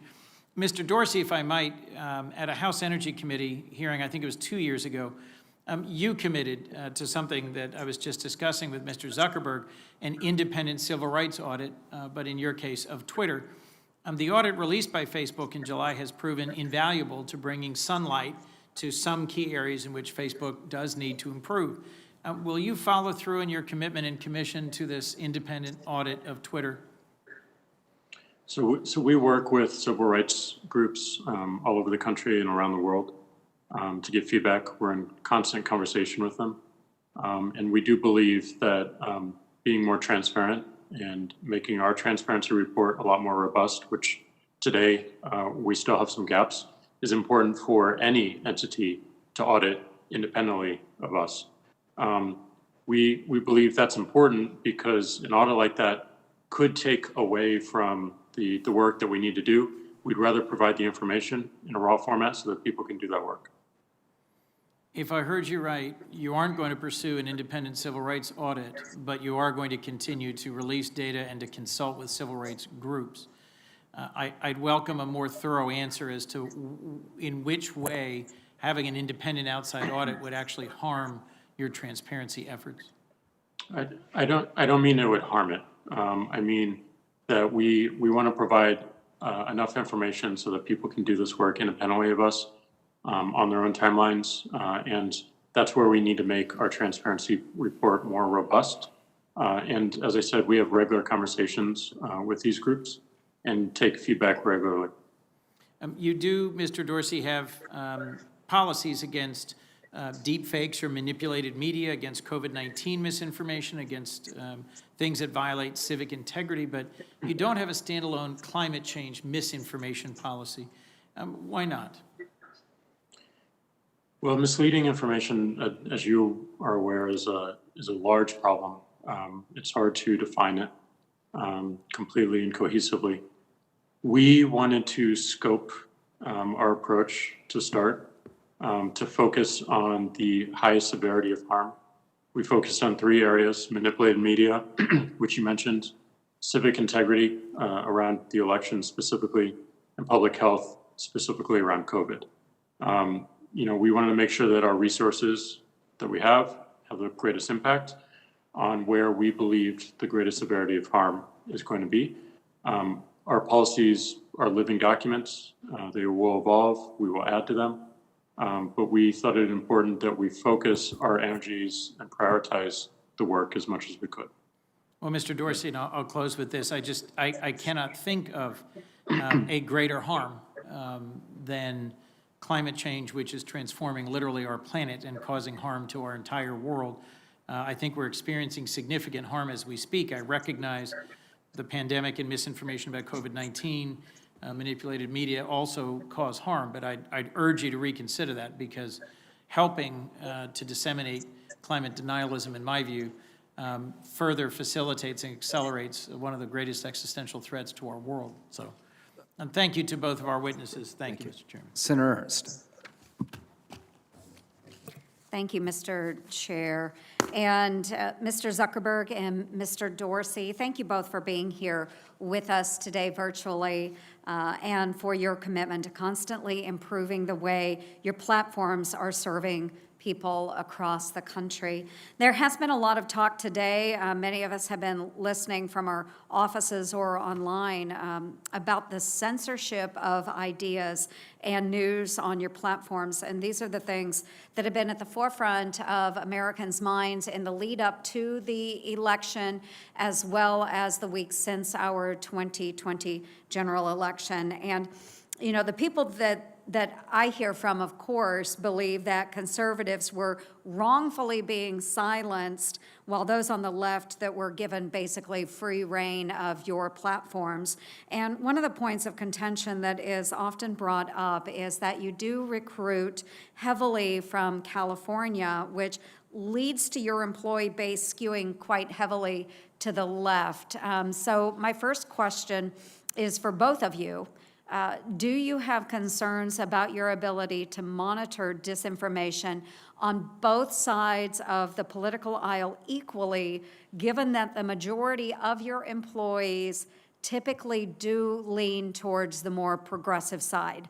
And again, to both of you, have you taken any steps then at all to make your employee base more representative of the country as a whole when it comes to political affiliation? And Mr. Zuckerberg, if we could start with you, please. Thank you, Senator. I think that this is those are both really important topics. In terms of assessing what is misinformation, I think it's important that we don't become the deciders on everything that is true or false ourselves, which is why we've tried to build a program of independent fact checkers that we can work with on this. And those fact checkers are accredited not by us, but by the Independent Poynter Institute for Journalism as part of the International Fact Checking Network. And it includes fact checkers that I think span the political spectrum, as well as I think the majority of them who would call themselves apolitical. So we've tried to address the issue of making sure that there isn't a bias in our actions by actually having us not be the deciders on that type of content ourselves. And to your second question about taking steps to diversify the employee base, this is a sensitive area in that I don't think it would be appropriate for us to ask people on the way in as they were interviewing what their political affiliation is, which of course makes it hard to know what the actual breakdown of the company is on this. But one of the areas where I'm more optimistic over time is I think we're going to see more people working remotely around the country and also around the world, which will mean that fewer people and smaller percent of our employees will have to come to the cities and areas like the Bay Area where our headquarters is, and we'll be able to employ an increasing number of people across all of the different geographies in the country. Very good, thank you. And Mr. Dorsey? First and foremost, the most important thing is that we built systems and frameworks independent of any one particular employee or individual at our company. And included in that system are checkpoints. Checkpoints to make sure that we are removing any bias that we find, checkpoints to do QA and monitoring of all the decisions that we make, having an appeals process, which is an external checkpoint on whether we made the correct enforcement action or not. So we want to build something that's independent of the people that we hire, and that is our focus, building a system. Second, like Mark, I'm really excited that we are at a stage where we can decentralize our company even more, that we do not need people to move to San Francisco, that we can hire people all over the country. They can stay where they want to be, wherever they feel most creative. And that's not just in this country, it's around the world. And I think the tools are in a state where we can do that more easily. We've obviously been forced to do it with COVID. And I don't think it's a state that we will return from. With the days of having one centralized, massive corporate headquarters in any one particular city are certainly over for us, at least, and I think many other entrepreneurs starting companies today. Yeah, very good. I really appreciate that, and I think that COVID has taught us all a very important lesson, and for those to be able to work remotely, I think you will find greater diversity in thought, which is very important, I think, for the types of platforms that you both represent.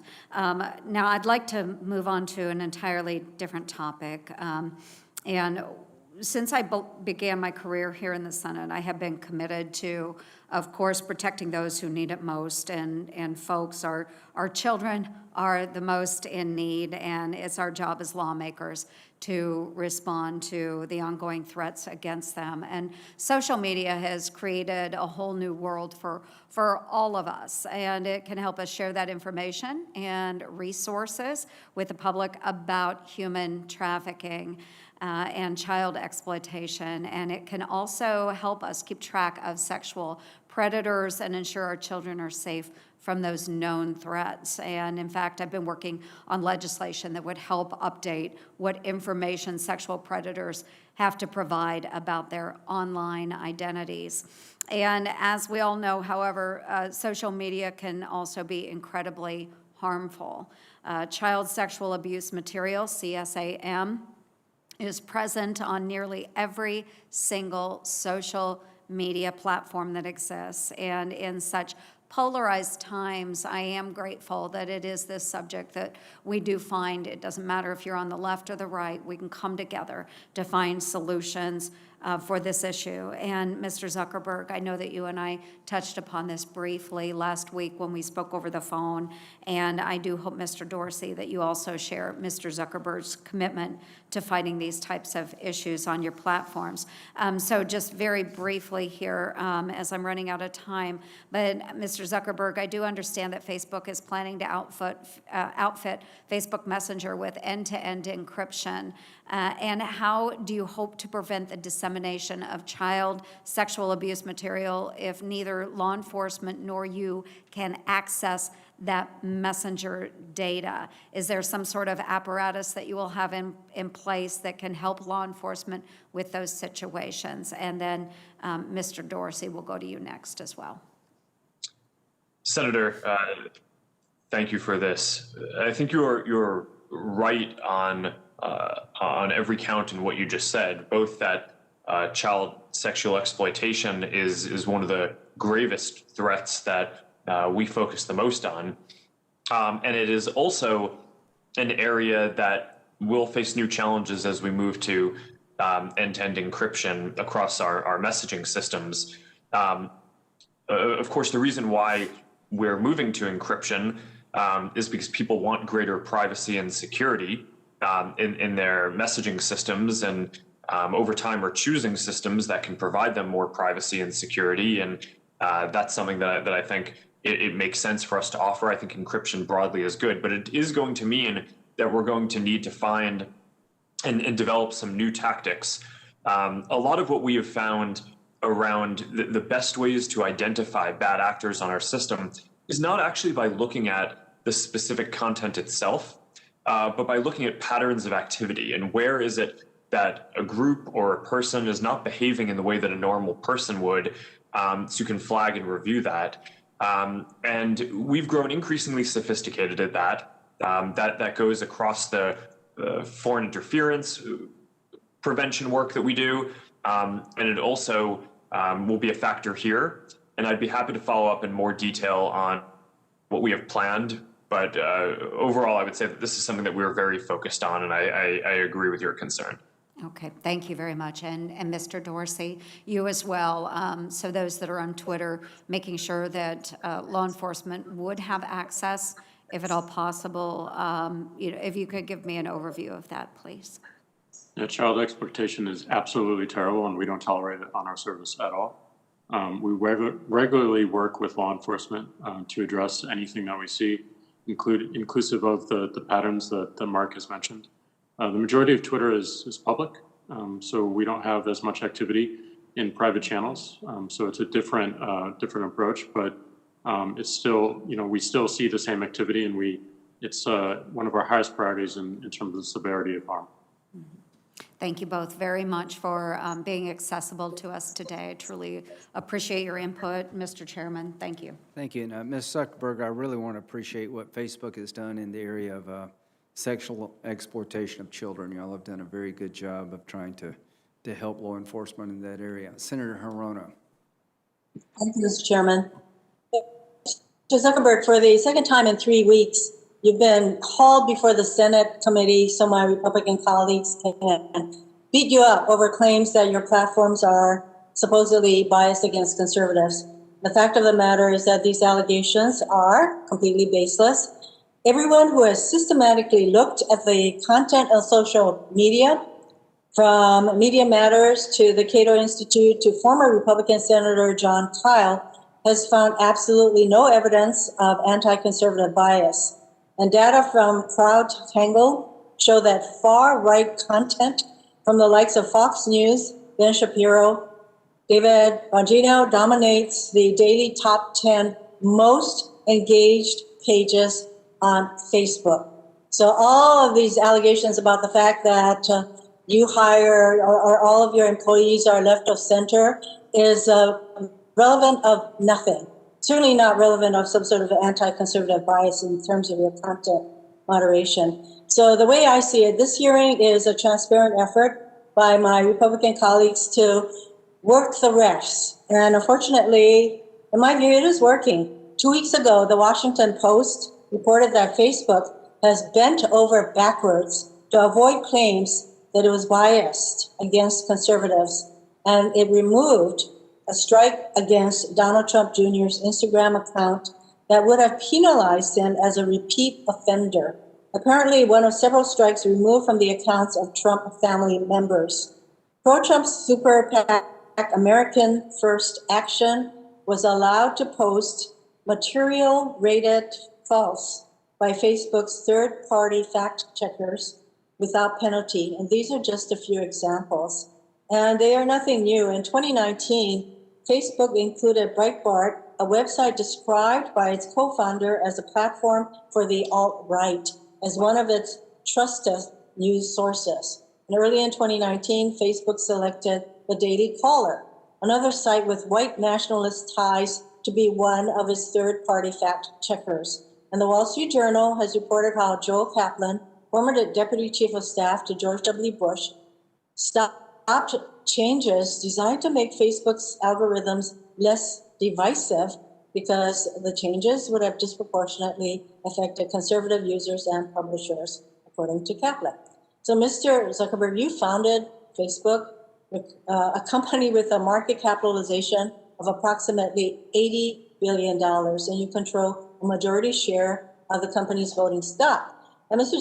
Zuckerberg, I'm really wondering at what point you will stop giving in to baseless claims of anti-conservative bias and start exercising your control over Facebook to stop driving division and actually, to quote you, build community and bring the world closer together, end quote, as you claim is Facebook's mission. My questions to both of you. A recent Harvard study found that President Trump was the single biggest source of voting-related misinformation in the run-up to the presidential election. Since the election, President Trump has only continued the lies on Twitter and Facebook, falsely claiming that he won re-election and that the election is being stolen from him. But the truth is, Joe Biden won the election, as major news networks and the Associated Press have confirmed.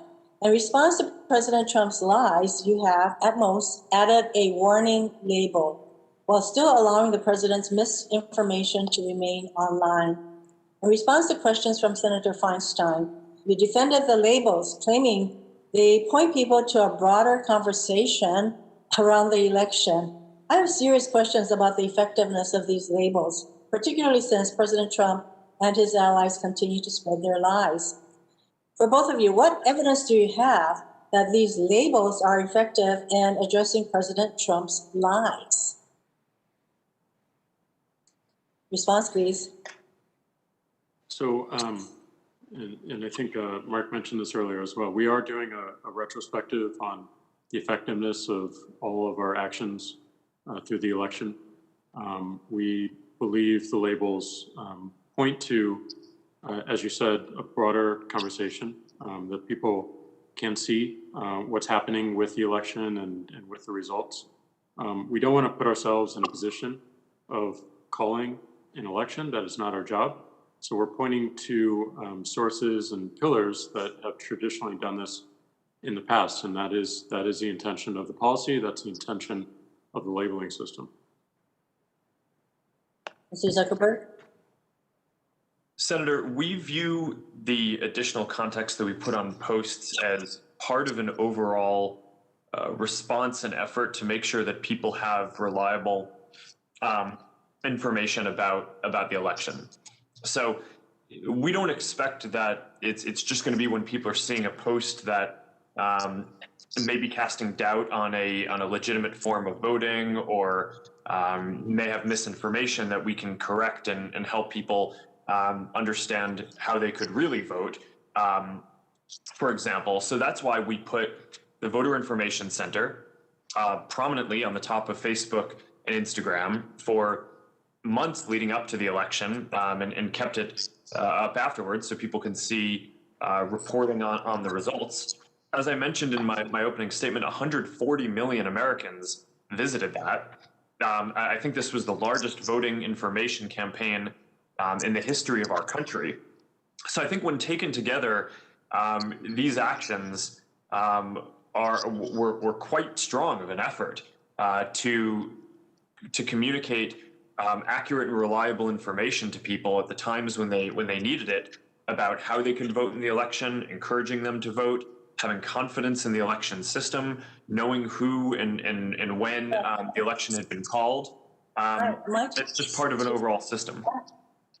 My time is running out, and so all of the information, the actual information, voter information you provide, that is good, but we're talking about all of these misinformation, actually outright lies that are put out by the president, and you have these labels. And I really have questions as to whether or not this kind of labeling, and I'm glad that at least Mr. Dorsey is determining whether these labels do anything to actually create a larger framework for discussion. I really seriously consider, doubt whether that is actually happening. Since I'm running out of time, I just wanted to get to, Donald Trump as president, you consider him newsworthy, so a lot of his posts get on whether they contain misinformation, especially on whether he won the election and COVID, you name it, the fraudulent elections that he alleges, et cetera. But I'm wondering, what are both of you prepared to do regarding Donald Trump's use of your platforms after he stops being president? Will he still be deemed newsworthy, and will he still get to use your platforms to spread his misinformation? Senator, let me clarify my last answer. We are also having academics study the effect of all of our election measures, and they'll be publishing those results publicly. In terms of President Trump and moving forward, there are a small number of policies where we have exceptions for politicians under the principle that people should be able to hear what their elected officials are saying and candidates for office. But by and large, the vast majority of our policies have no newsworthiness or political exception. So if the president or anyone else is spreading hate speech or inciting violence or posting content that delegitimizes the election or valid forms of voting, those will receive the same treatment as anyone else saying those things. And that will continue to be the case. Remains to be seen. Mr. Dorsey? So we do have a policy around public interest, where for global leaders, we do make exceptions in terms of whether if a tweet violates our terms of service, we leave it up, but we leave it up behind an interstitial, and people are not allowed to share that more broadly. So a lot of the sharing is disabled, with the exception of quoting it, so that you can add your own conversation on top of it. So if an account suddenly is not a world leader anymore, that particular policy goes away. So I am running out, but I have, Mr. Chairman, I'd like to enter into the record a number of studies, particularly a November 1st, 2020 article in the Washington Post titled "Trump Allies Largely Unconstrained by Facebook's Rules Against Repeated Falsehoods Cement Pre-Election Dominance," a May 26, 2020 article in the Wall Street Journal titled "Facebook Executive Shutdown Efforts to Make the Site Less Divisive," 3 studies from Media Matters finding no anti-conservative bias on Facebook, and an article by Dr. Francesca Tripodi titled "No, Big Tech Isn't Silencing Conservatism." I would like to enter these items into the record. Without objection, Senator Kennedy. Thank you, Mr. Chairman. Gentlemen, each of you has founded an extraordinarily successful company, and they're both American companies.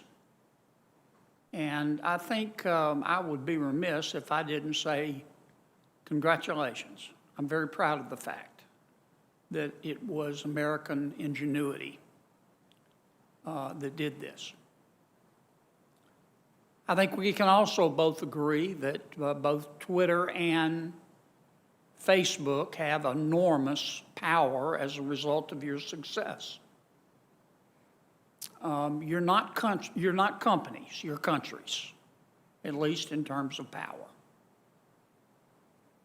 I want to test a point of view here. I'm not sure I subscribe to it, but I want to get your thoughts on it. Mr. Dorsey,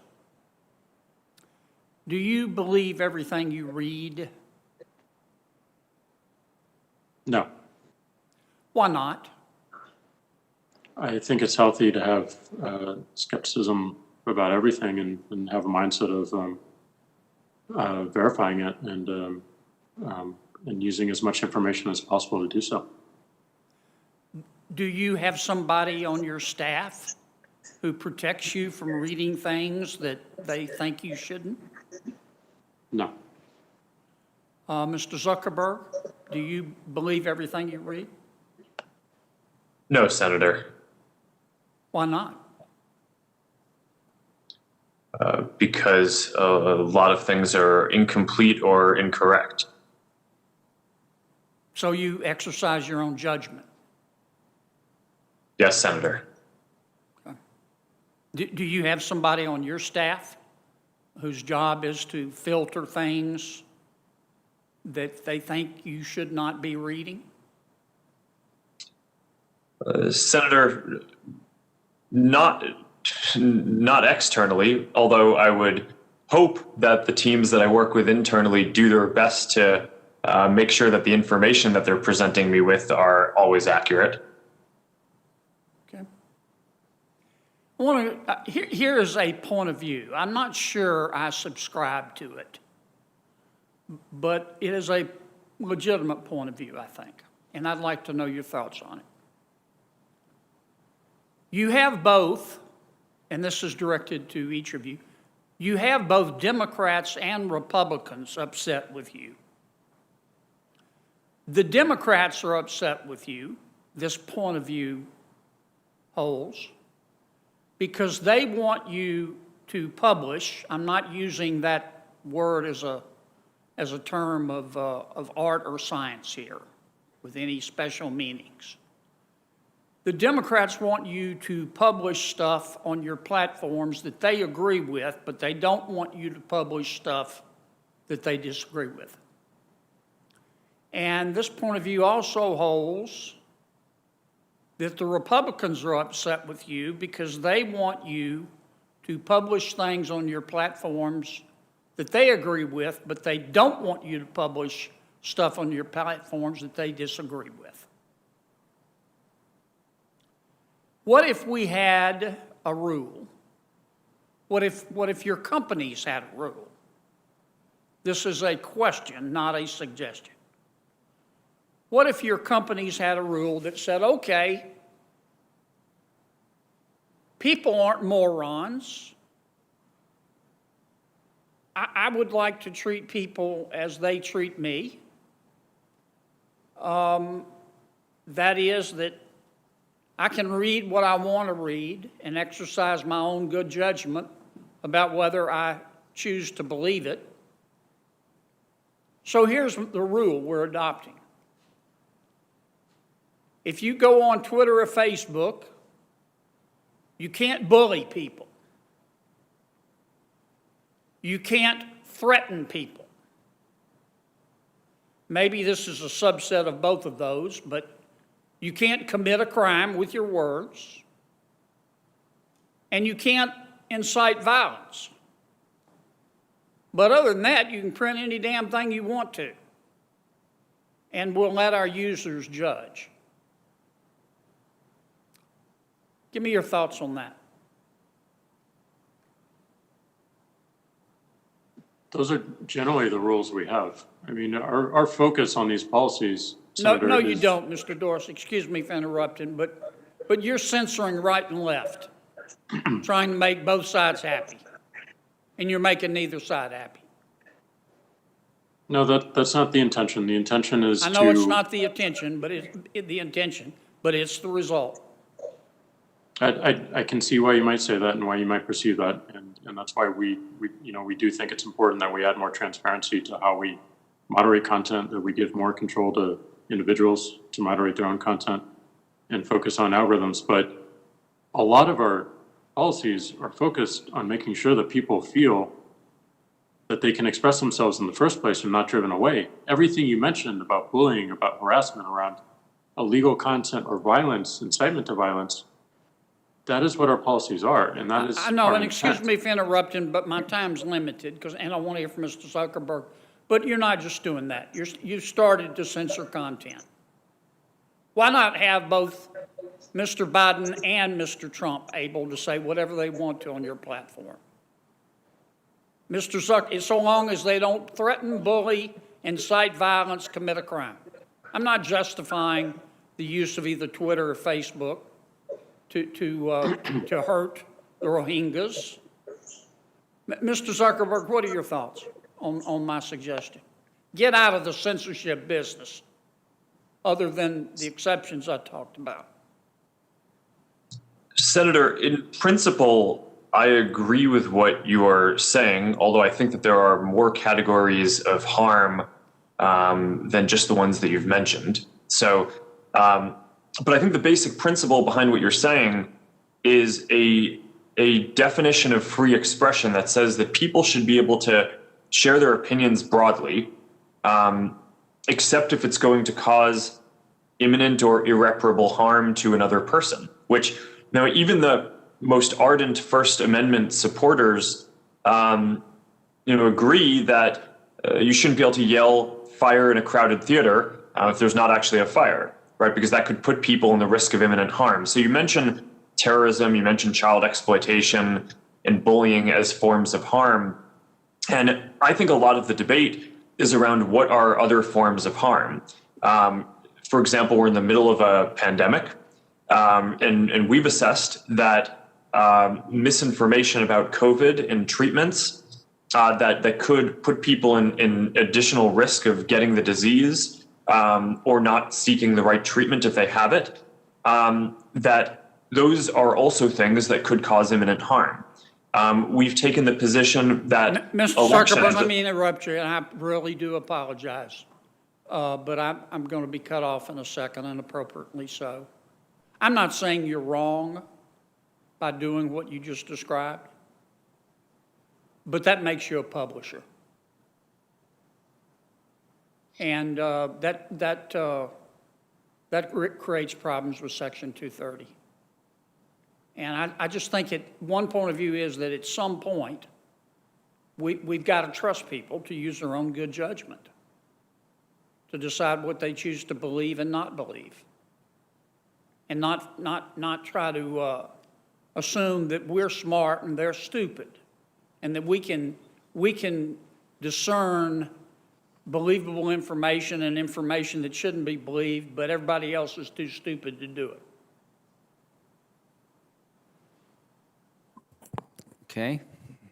I'm done. Thank you, Mr. Chairman. I think you put your finger on a really, maybe the central issue, Senator Kennedy, is how do we let people make up their own minds without what they're saying, creating violence or threats to others. Very complicated endeavor. Senator Booker. Senator Booker? Thank you. Chairman, can you hear me? Chairman? Yes, and to our witnesses, we have 2 more senators and we'll be done, and I appreciate your patience. Senator Booker. I appreciate that, Mr. Chairman, and I appreciated listening to this hearing. I really want to bring just focus back to what I think is why we're here, which is the 2020 election. And I've been saying in this committee for many months now about the tragic consequences of us normalizing things that should express considerable outrage. There's not a person on this committee on either side that doesn't know who the next president of the United States will be. President-elect Joe Biden and Kamala Harris will be the president and vice president of the United States come January 20th. But what is going on right now is dangerous, and it is a threat to our democracy.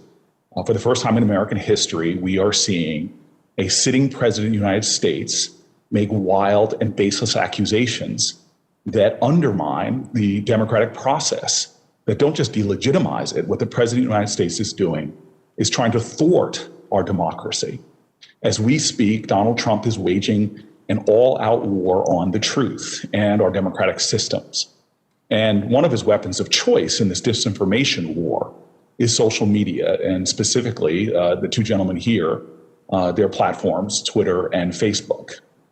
You have the tools to prevent him from weaponizing these platforms to degrade our democracy and our democratic institutions and to cause such damage that even after January 20th, it could be one of the first times that millions of Americans think and believe that this election was what is baselessly being charged by Donald Trump. And so let's be clear on what's happened. Donald Trump's shameful and shameless lies that are persisting about voter fraud and the outcome of this election were some of the most engaged content on social media in the days after the election. By one measure, during the week after the election, his posts on Facebook made up every single one of the top 10 most engaged posts in the United States, and 22 out of 25 of the top most engaged posts in our country. And his number one post, the top of them all, was a false declaration of victory. On Twitter, his tweet on falsely claiming victory was viewed by millions of users. This was and is not just a disinformation campaign by the President of the United States, but literally the most powerful person in our country doing an all-out assault on the constitutional ideal of a democracy that he was sworn to protect. So let's take a step back, because I think this would be bipartisan if we looked at what was happening in another country. If we saw, and I'm on the Foreign Relations Committee, and I know how we come together on issues like this. If a strongman leader of a democracy had denied his loss in an election, in a democratic election, made consistent and constant baseless claims about fraud, if he fired military leaders while his foreign minister talked about a smooth transition of the defeated leader's next term, even potentially in jest, any government looking at this situation, including ours, would be putting out statements urging calm and calling for the peaceful transition of power, for the rule of law, for the honoring of democratic norms and traditions. And so we're seeing concrete consequences right now of President Trump's rhetoric. We are actually in the midst of the 4th largest mass casualty event in American history. This is not just something that should not be treated with calm and normalcy, but we all, people who believe in this country, should be standing up and talking about the consequences. We have his political appointee, the General Service Administrator, refusing to designate Joe Biden as president-elect and provide the transition team the resources mandated by federal law. It was not that long ago that the 9/11 Commission said that one of the things that undermined our ability to meet the terroristic threats to our country happened because of a transition that was undermined, or excuse me, a transition that did not happen in the normal course. President Trump's actions since Election Day should shock all of us who care about the welfare of our democracy, who care about our norms. And I hope the platforms here can maintain the highest levels of vigilance. And so to the gentleman before us today, I'd like to ask specifically, have you taken any steps to modify your platform's algorithms to ensure that blatantly false election disinformation posted by election officials, and specifically the most powerful person in the United States, Donald Trump, isn't amplified, that his posts that might get a lot of interactions that are dead wrong don't somehow get boosted by your algorithms? If you could both respond to that as quickly as possible.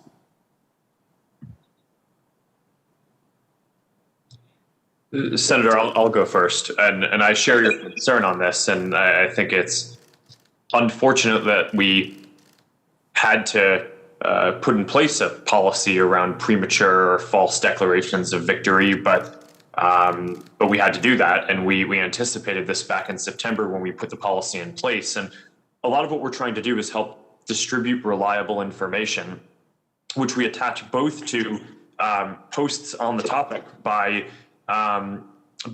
President Trump or any of the other candidates or elected officials who are talking on the subject. But more importantly, we put that reliable information, including about election results, at the top of Facebook and Instagram for everyone to see, and that supersedes what the algorithm or what newsfeed chooses to show. I appreciate that. I just like to get Jack's, this is information I know. Jack, if you want to just respond on the algorithm, excuse me, Mr. Dorsey, do you want to respond about the algorithms too? Do you have specific measures that you're taking to prevent your algorithms from boosting false content? Yeah, so many of the labels did change how the algorithms amplify content. And then, President Trump right now is spreading dangerous misinformation about our electoral process. It's going on right now. And maybe if you guys, if you gentlemen would just cogently, through this process, this ongoing process right now, are there steps you will be taking that you have not already delineated as we are going into what could be very dangerous waters, unprecedented waters in this country? Is there any additional steps that you will be taking right now in the coming days or weeks to stop the further amplification and undermining of our democracy? We are heading potentially, depending upon the behavior of a president who's shown himself to be erratic. Are there steps that you are prepared to take in the coming days and weeks to address this misinformation that we are seeing is coming in an unrelenting manner?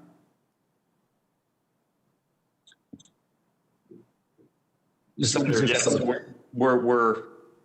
this is unfortunately an eventuality that we planned for.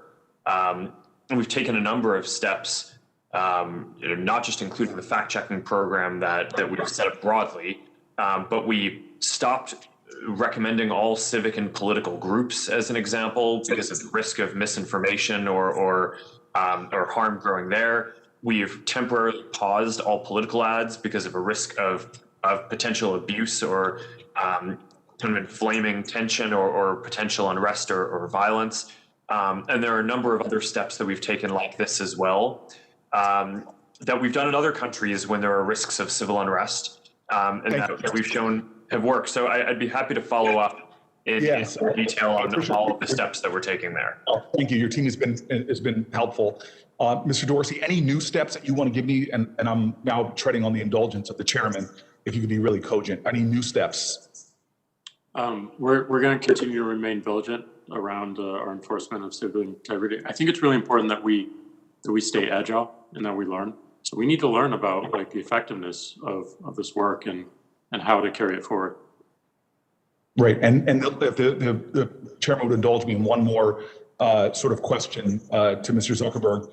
I was really pleased that the group Stop the Steal, which was a group formed on Facebook with disinformation, trying to delegitimize the election. I was grateful that you all suspended that account after 24 hours. But I'm concerned about what lessons you've learned, because clearly outside groups like the Center for Countering Digital Hate flagged that group's posts containing calls to violence hours before Facebook did. And I'm wondering what you all have learned about speed. There's an old saying that a lie can travel halfway around the world while the truth is still putting its pants on. What does Facebook really factor in terms of speed and trying to combat surges of disinformation about this group? And maybe another example, an additional sort of addendum to that question, Mr. Zuckerberg. Mr. Bannon, Twitter, for example, permanently suspended Mr. Bannon's Twitter account. It suspended his show's Twitter account after he made horrendous steps about acts of violence against Dr. Fauci and FBI Director Wray. But not only, I guess I'm just simply asking, why would Facebook not take the similar steps and similar stand? So, Mr. Zuckerberg, very cogently, could you talk about that speed issue?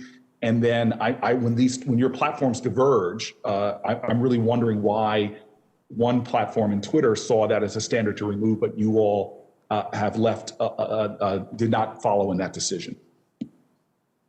Thanks, Senator. I'm happy to address both of those. On speed, you're certainly right that that's important.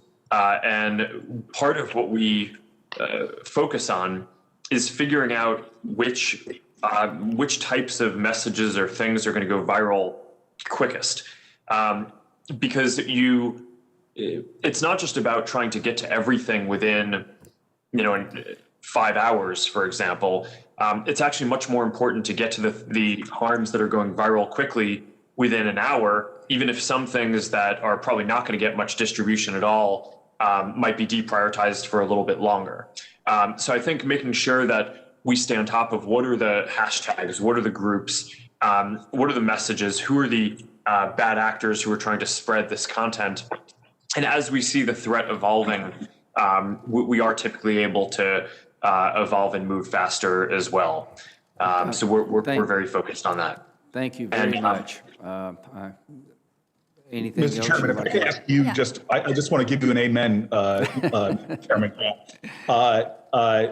The second part of that question, I'd love to get on the record, but I just want to say to you, you mentioned earlier, and I know you said that Chairman Graham will be chairman again, but I think you really said something really important earlier about the effects of social media platforms on our kids. I can cite many studies, like the University of Pittsburgh, who said that kids are on social media have about twice the rates of eating disorders and image concerns. I just would really say, and I know that two gentlemen there would welcome the opportunity to come and discuss that perhaps with other experts, but there's something really going on in terms of the self-esteem, well-being, and even flourishing of our children who are deeply affected by these platforms. Whether you want to use a technical term like addiction or not, there's enough evidence that these platforms and children's engagement on them is causing heightened levels of a sort of a deleterious effect on their well-being. And I'd love it if we could do such a hearing sometime soon. We will follow up into the Every Patient Center of Blackburn. Thank you very much. Thank you, Mr. Chairman. Last but certainly not least. That is correct, and I appreciate that. And even though my colleague from New Jersey went twice his time, I am going to begin. These are Senate minutes, yeah. Yes, they're Senate minutes. I will agree with my colleagues who have talked about the impact on children.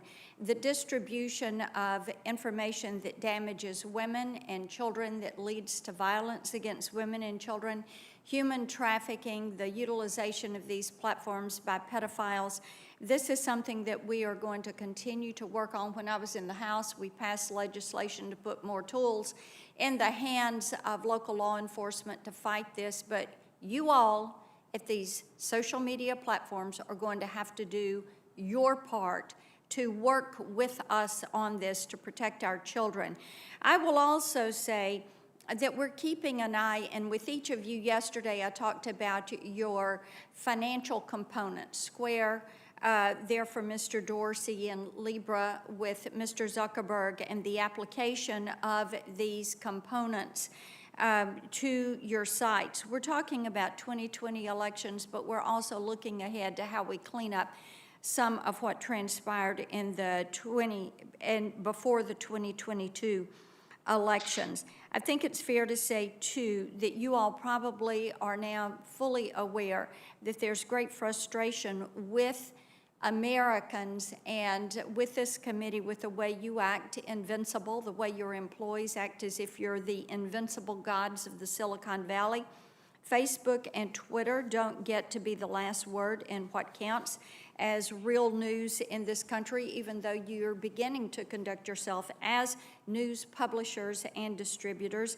My colleagues and I have asked you all repeatedly through the years for greater transparency and to accept responsibility. You've chosen to do neither. So it is going to be up to us to change existing law and to hold you to account on behalf of the American people. Section 230, the reforms that we're going to put in place will take away this liability shield that you've turned into an opaque wall that you and your content moderators, whether they're algorithmic or human beings or a combination, are hiding behind. And the Online Freedom and Viewpoint Diversity Act, I thank Chairman Graham and Chairman Wicker for working with me on this. This is set up for a markup in this committee on Thursday. And Mr. Zuckerberg, you were stating earlier that we needed to put some definition in place. We're going to do that. We're going to take away nebulous language, and we're going to be specific, unlawful, inciting personal harm, inciting terrorism. We're going to do that and clear that up for you. Mr. Zuckerberg, Facebook is more like a government than a traditional company, is a statement that you have made. There's a lot of power in that for you. So yes or no on a couple of questions here. Does Facebook routinely censor a user's account at the behest of a foreign government? Yes or no? Senator, I'm not sure if there's anything in particular you're referring to, but in general, we Well, we there don't is censor. something in particular that I'm referring to, and I'll answer it. Yes, you've done that. You have 60 million users in Vietnam. Of course, this is a communist regime. Under the orders of the Vietnamese government, did Facebook shut down and ban the account of a Vietnamese dissident because he criticized the government's land policy? Yes or no? Senator, I'm not familiar with all the details of that, but I believe that we may have done that, and that in general we try to follow the local laws of different countries. And you kept him off for 3 months. In Turkey, does Facebook have an anti-blasphemy policy where it will take down photos of the Prophet Muhammad if the Turkish government orders it to do so? Senator, again, we don't have a policy against that, but Well, the answer is yes. follow. Well, we follow local laws in the answer the is countries yes. where we operate. In Russia, under pressure from the Russian government, did Facebook take down a post advertising the rally in support of the dissident Alexei Navalny? The answer is yes. I'll help you with that. Do you believe it's Facebook's duty to comply with state-sponsored censorship so it can keep operating, doing business, and selling ads in that country? Senator, in general, we try to comply with the laws in every country where we operate and do business. Okay, and I think that you prioritize profit over principle when you look at these countries, and also in communist China, which they have banned their citizens from you. You can't operate there. And In China, Twitter, you have an opponent there. You've got a knockoff, Weibo, that is a Chinese Communist Party-owned company, but your companies, even though they're banned there, you're still trying to do business in those countries. Mr. Dorsey, does Twitter do business with Huawei? I don't believe so, but we can follow up. Oh, I can answer it for you, sir. You helped launch Huawei's Mate 3 Pro 5G, and it is featured on Twitter's marketing page website. How about Alibaba? You do business with Jack Ma's company with their links to the Chinese Communist Party? If by business you mean allowing people to advertise on a platform. Your answer is yes. Mr. Zuckerberg, are you aware that last year China's top internet regulator agreed to spend over $800,000 for the communist mouthpiece, the People's Daily? And they did this so that they could advertise and promote China to the American people on Facebook.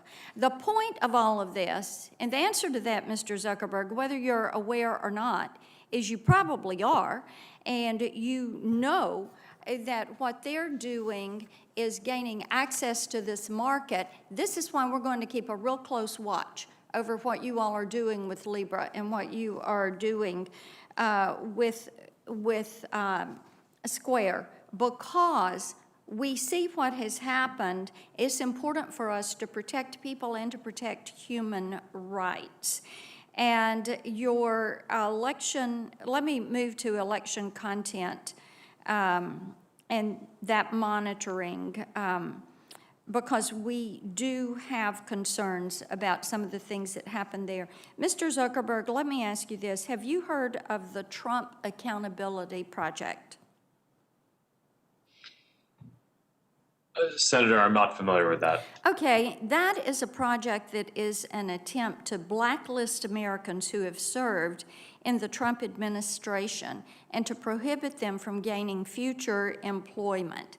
Now, in communist China, in Putin's Russia, in totalitarian states, the government regularly will issue a blacklist on their enemies. Enemies of the state are banned from getting a job, and if their names fall on the blacklist, they're out. Now, this seems disturbing that it would be happening here in this country. So, Mr. Zuckerberg, do you agree with me there is seriously something wrong with an un-American blacklist tarring people from future employment simply because they belong to a different political party? Senator, I generally agree that people should not be discriminated against because of a political belief. Okay, that is a positive step. Now, on Facebook, I wrote in a post, and I'm quoting, "The Trump Accountability Project is the epitome of the cancel culture. Our nation has long benefited from robust political debate, and this effort to silence those who support our president is vile." As you can tell from this statement, nothing was said about the election or the results, either directly or indirectly. But somehow I got slapped with your elections flag sticker. So what each of you need to realize, and you've heard it time and again today, you say you don't keep list. Obviously, you have list, because there are some of us who are regularly censored and called down by your content moderators. Do we want to see these lists? Yes. How have you built these lists? We want to know.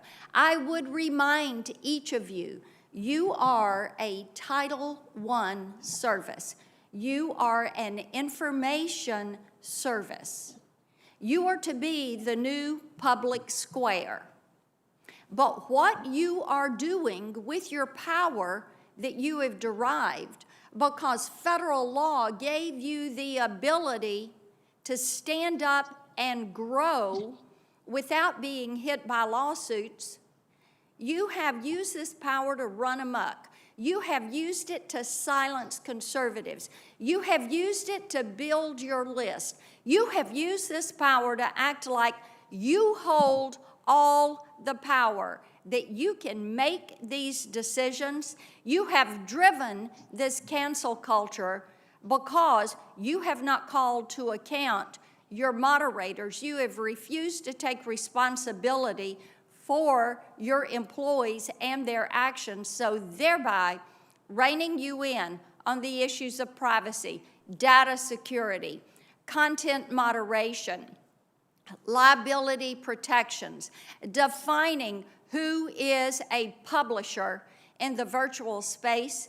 That is up to us, because you have proven you do not have the will, the strength, the ability, and you will not accept the responsibility to do it for yourselves. I yield my time.